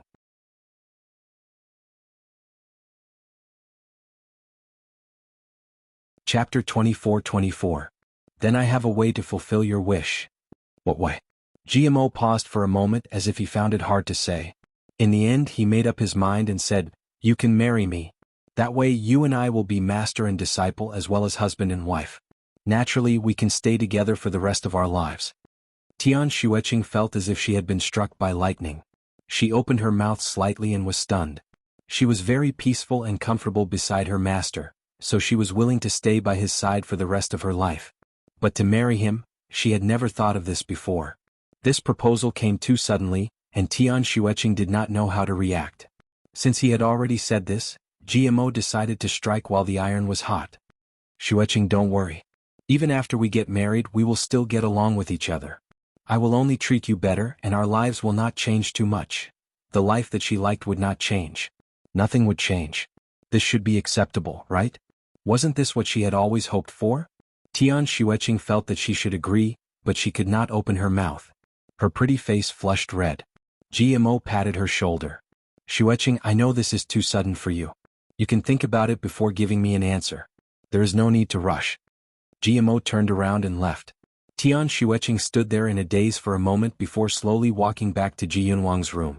Fortunately, Ji Yunhuang's poison was controlled in time and did not worsen. Tian Xueqing waited at his door for 4 hours before she finally saw that he had recovered. She heaved a sigh of relief and silently used her sleeves to wipe the cold sweat from her palms. The ice on his body had already disappeared. Although his face was still pale, it was no longer blue. There was also a faint red color on his lips. He had probably suffered too much just now. His body was covered in cold sweat, which had formed a frost armor. When he controlled the poison, the frost armor melted, making him look like he had just been fished out of the water. His white robes were also drenched. He stretched his limbs and then looked at her. His gaze was too complicated, causing Tian Xueqing's words to be stuck in her throat. She held back for a moment and finally squeezed out a sentence. How are you? Not bad. I finally got it under control. Ji Yunhuang replied. His voice was extremely hoarse and he looked exhausted. Oh, that's good. That's good. Tian Xueqing unconsciously replied. Ji Yunhuang looked at her without saying a word. After all, the little girl was still young.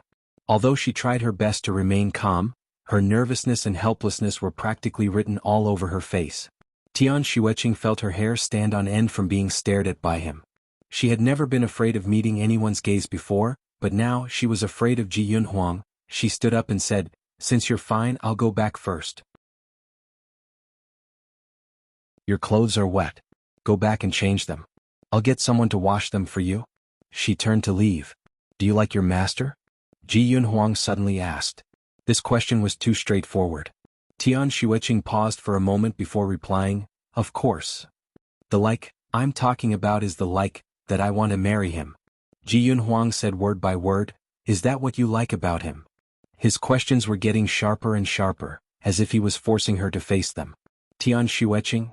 She suddenly became angry and blurted out, What does it have to do with you whether I like him or not? Your Excellency is worrying too much. She turned around and left. Ji Yunhuang grabbed her hand and pulled her back.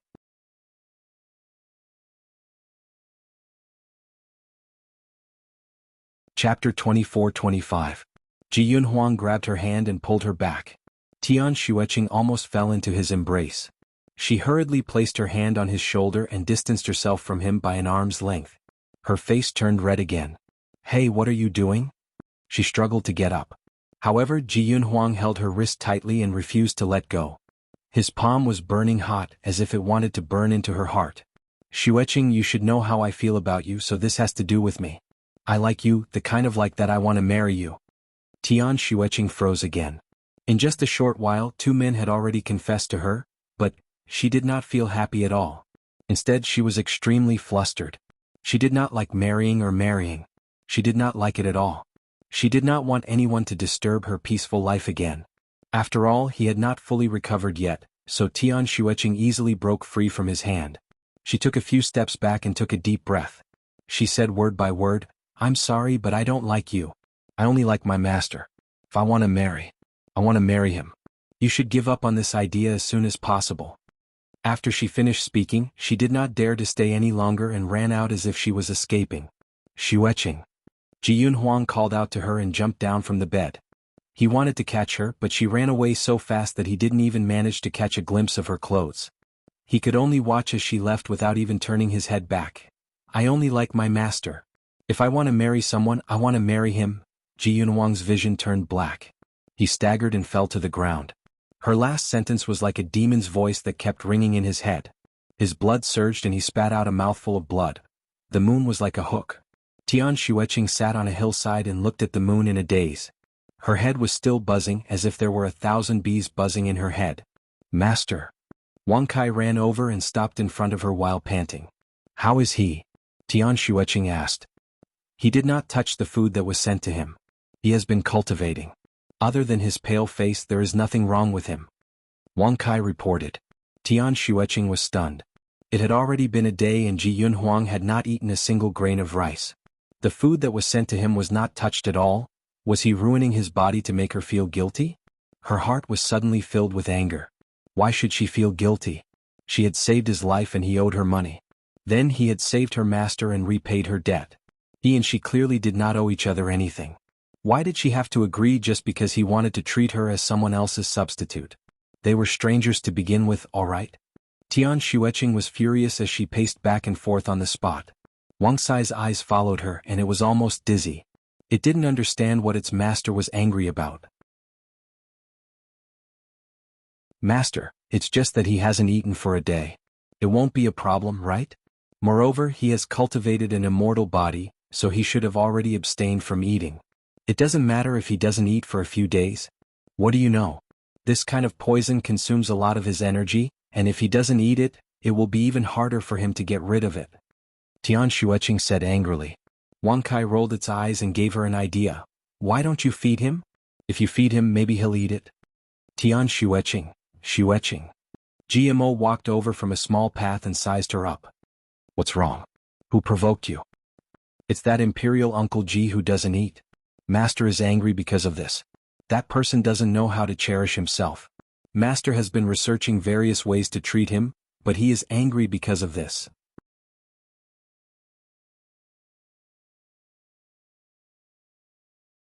Chapter 24-26. At the side, Wang Kai quickly spoke. Ji Mo's gaze fell on Tian Xueqing's face, and after a moment of silence he said, "Xueqing, young Master Ji was poisoned because he tried to save me. Since the Netherworld flower can cure this poison, I will go and pick the herbs tomorrow." Tian Xueqing was shocked. "That won't do. The place where the Netherworld flower grows is very dangerous, and there are Netherworld snakes guarding it. Master, the poison in your body has not been cured yet, so you can't take the risk. Moreover, the poison in young Master Ji's body is different from the previous poison. I'm afraid that the Netherworld flower alone won't be enough. It needs to be combined with other herbs and techniques. I'm almost healed. What other herbs do I need? Tell me." GMO refused to give up. Tian Xueqing had no choice but to tell him the other herbs and added, "I've already asked Huan Yu to send people to look for them. They should be back soon." It turned out that this girl had been preparing for a long time. GMO raised his hand and knocked on her head. "I have these herbs with me. Why didn't you ask me for them? Instead you went to a faraway place?" Tian Xueqing's eyes lit up. She remembered that her master didn't have these herbs. She didn't expect that he would have them now, as if he had guessed Tian Xueqing's doubts. GMO sighed and said, "After I was poisoned, I've been looking for a way to cure the poison. These herbs were prepared at that time. Alright, since I have the other herbs, I'll go and pick the netherworld flower tomorrow morning." Tian Xueqing was still worried and immediately said, "I'll go with you. After all, I've picked the netherworld flower once and know where it grows." Wang Kai also volunteered, I'll go too. It'll be faster for me to find the flower." GMO knew that his little disciple wouldn't feel at ease letting him go alone, so he agreed. As long as she could pick the netherworld flower, she would be able to cure Ji Yunhuang completely. At that time she wouldn't owe him anything, at that time he would leave completely and she wouldn't have anything to do with him anymore. Thinking of this, Tian Xueqing heaved a sigh of relief, but she also felt an inexplicable sense of melancholy. "Xueqing, I won't let you owe anyone a favor." GMO held her hand, "I'll let you live a stable and happy life." Tian Xueqing didn't know why, but she didn't. She opened her mouth, "Master?" "Xueqing, you don't have to be in a hurry to give me an answer. You're still young and we have plenty of time ahead of us." GMO patted her little hand. "Alright, we'll set off early tomorrow morning. Rest early tonight." Before Tian Xueqing went to bed, she was still worried and went to Ji Yunhuang's place to take a look. He was still meditating, sitting there with his eyes lowered like a Buddha. His handsome face was still extremely pale, but his complexion was not as frightening as before. It seemed that even though he didn't eat, it didn't affect his body that much. Tian Xueqing didn't want to go in again, so she didn't want to be entangled with him again. She hid in the shadows at the door and looked at him, then turned around and left. Ji Yunhuang meditated for an entire day and night before he managed to suppress the poison. At dusk the next day he came out of the house. He wanted to have a good talk with Tian Xueqing. He had been searching for her for 100 years, and he did not want to let her go so easily. Tian Xueqing seemed to have misunderstood him. Perhaps she thought that he only treated her as a substitute, but in fact she wasn't. She had always been Tian Xueqing, just that she had been reborn. Of course, if Tian Xueqing truly loved her master and was already in love with him, then he would let go and not break up the two of them. He would rather be alone for the rest of his life than break her up. He would help her achieve her goal.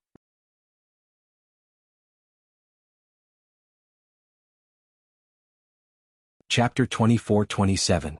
With this goal in mind, he went to Tian Xueqing's courtyard and met Fen Shui. Then he received a piece of shocking news. Tian Xueqing and her master, GMO, had gone to the mountain to pick the netherworld flower. They had left early in the morning and had not returned. Ji Yunhuang's mind buzzed. He knew better than anyone how difficult it was to pick the netherworld flower. He also knew how difficult it was to deal with the netherworld snake. With his martial arts he still had to be cautious. Not to mention this pair of master and disciple whose martial arts were mediocre. Although Ji Mo's martial arts were slightly higher, it was still limited. Moreover, he still had poison in his system, so he could only use 70% of his martial arts.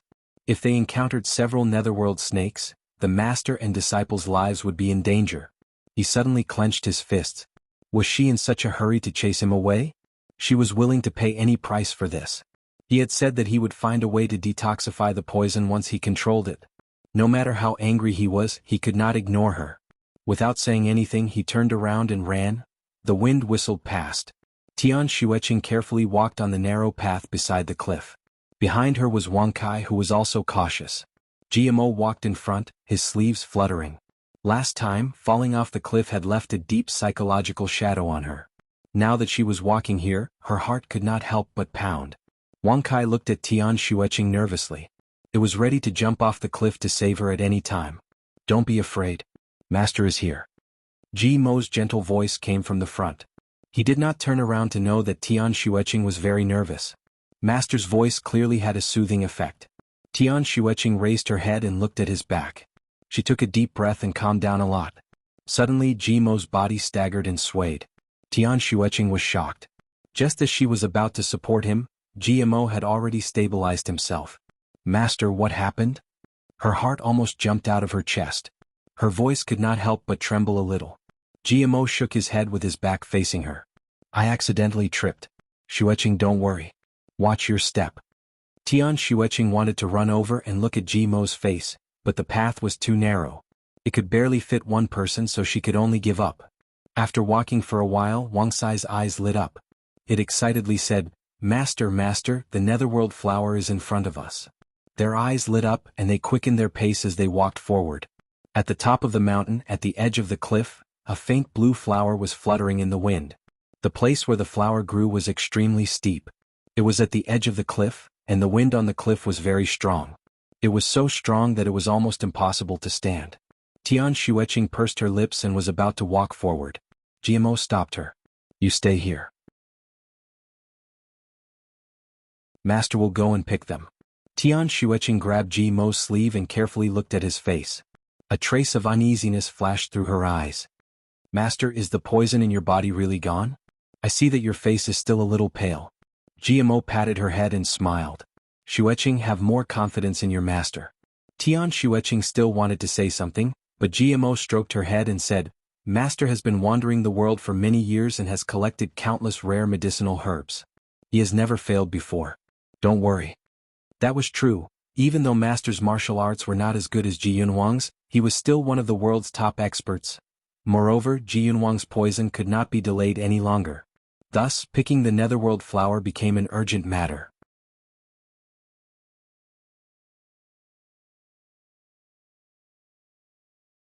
Chapter 24-28. Tian Xueqing let go of Ji Mo's sleeve and took a deep breath. "Master, you must be careful. This flower has the protection of the hell snake and is very powerful. It is poisonous all over and can even spit out poisonous liquid in fog." She explained the characteristics of the hell snake in detail. GMO looked at her gently and knew that she was worried about him. His heart warmed as he smiled faintly. "I will be careful." Although his face was pale, his movements were very nimble. His sleeves fluttered as he walked to the edge of the cliff. When he was a few feet away from the flower, he flicked his finger and a silver needle flew towards the flower. A small blue snake pounced at him at lightning speed. Tian Xueqing's heart was in her throat as she unconsciously clenched her sleeves. Looking at the menacing hell snake, she wanted to go up and help, but the terrain was too narrow. It would be too cramped for the two of them, so she could only watch from the side. Her fingers gripped the hilt of her sword, ready to help if anything went wrong. GMO pulled out his long sword, and a sparkling green light flew towards the snake. The man and the snake fought at the edge of the cliff. The green light was like autumn waves while the blue light was like clear water. They were fiercely clashing. The mountain wind was biting cold, causing GMO's green robe to flutter. He stood at the edge of the cliff as if he would ride the wind at any moment. There were a few times when his feet were in the air, but he landed steadily every time. Tian Xueqing's heart was like a roller coaster. She was extremely nervous. She pursed her lips tightly and her face was pale. Even from this distance, Tian Xueqing could see her master's pale face and the cold sweat on his forehead. Her master had just recovered from a serious illness and should be recuperating. Now that he had come out to pick herbs, it must be very taxing on his vitality. He was probably just holding on and not collapsing. Tian Xueqing's heart was burning with anxiety. She held her sword tightly and pursed her lips tightly. She slowly inched forward. If her master was in danger, she would take the hell snake down with her even if she had to risk her life. GMO was not only good with swords but also with poisons. He occasionally flicked poisonous smoke and powder at the snake, all of which were targeted at poisonous snakes. After a while, the hell snake's movements became slower and slower. It was obvious that it was at a disadvantage. By the time the man and the snake had exchanged 70 to 80 blows, the hell snake was probably too tired and made a mistake. It crashed into a rock and almost fainted. GMO immediately rushed forward and swung his sword, preparing to cut off its head. Seeing that the dust had settled, Tian Xueqing felt as though a huge rock had been lifted from her heart. The unforeseen event happened in that instant.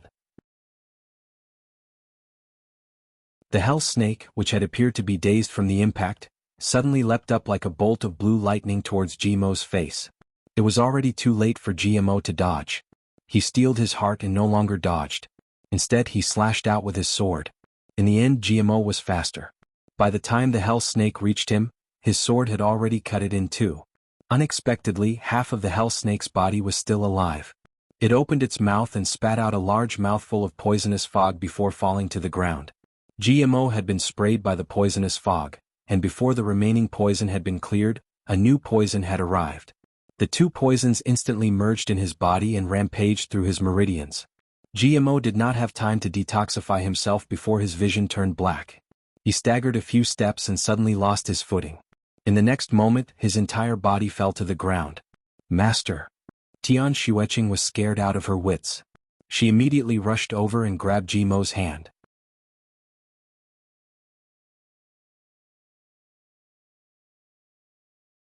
Chapter 24-29.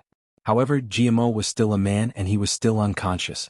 Although she grabbed his hand, she was still pulled down by him. It was already difficult for her to stabilize herself and prevent herself from falling, let alone lift him up. Seeing that Tian Xueqing was about to be pulled down, Wang Kai Piglet became anxious. Master. It pounced over and bit Tian Xueqing's trousers, trying to hold her down. Fortunately, Tian Xueqing's trousers were made of a special material, so they could not be easily torn or pulled down. Otherwise she would be exposed. Even so, the situation was still critical. Half of Tian Xueqing's body was hanging in the air. Her hand was tightly grabbing Jimo's wrist, and her face was red. Jimo was hanging on the cliff with his eyes closed. He was already unconscious.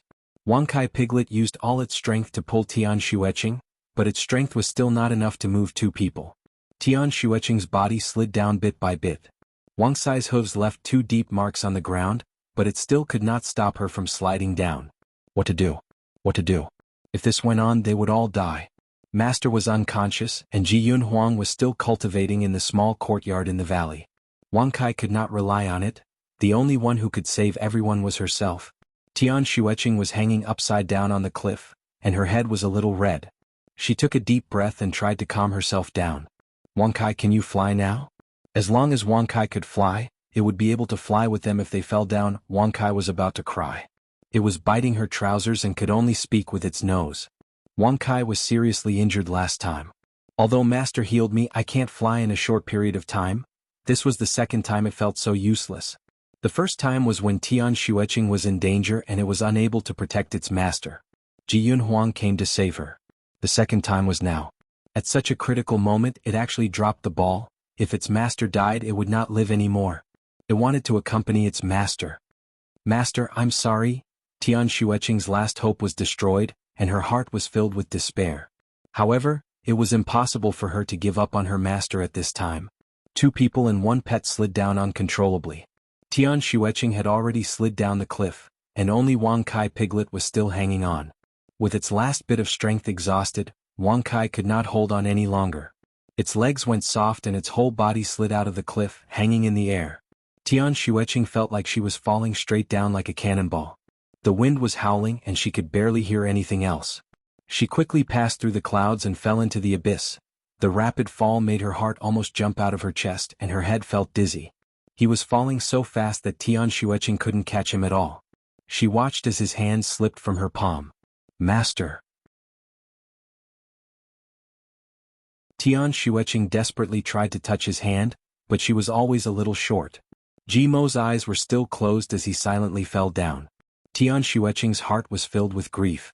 Her master had come here to pick herbs to make her feel at ease. Since everyone was going to die, then let's die together. Only then would she be able to live up to her master's kindness in raising her. Only then would she be able to live up to her master's kindness. Ji Yunhuang's figure seemed to flash in front of her eyes, and her heart felt like it was being pierced by needles. She never thought that last night would be a farewell.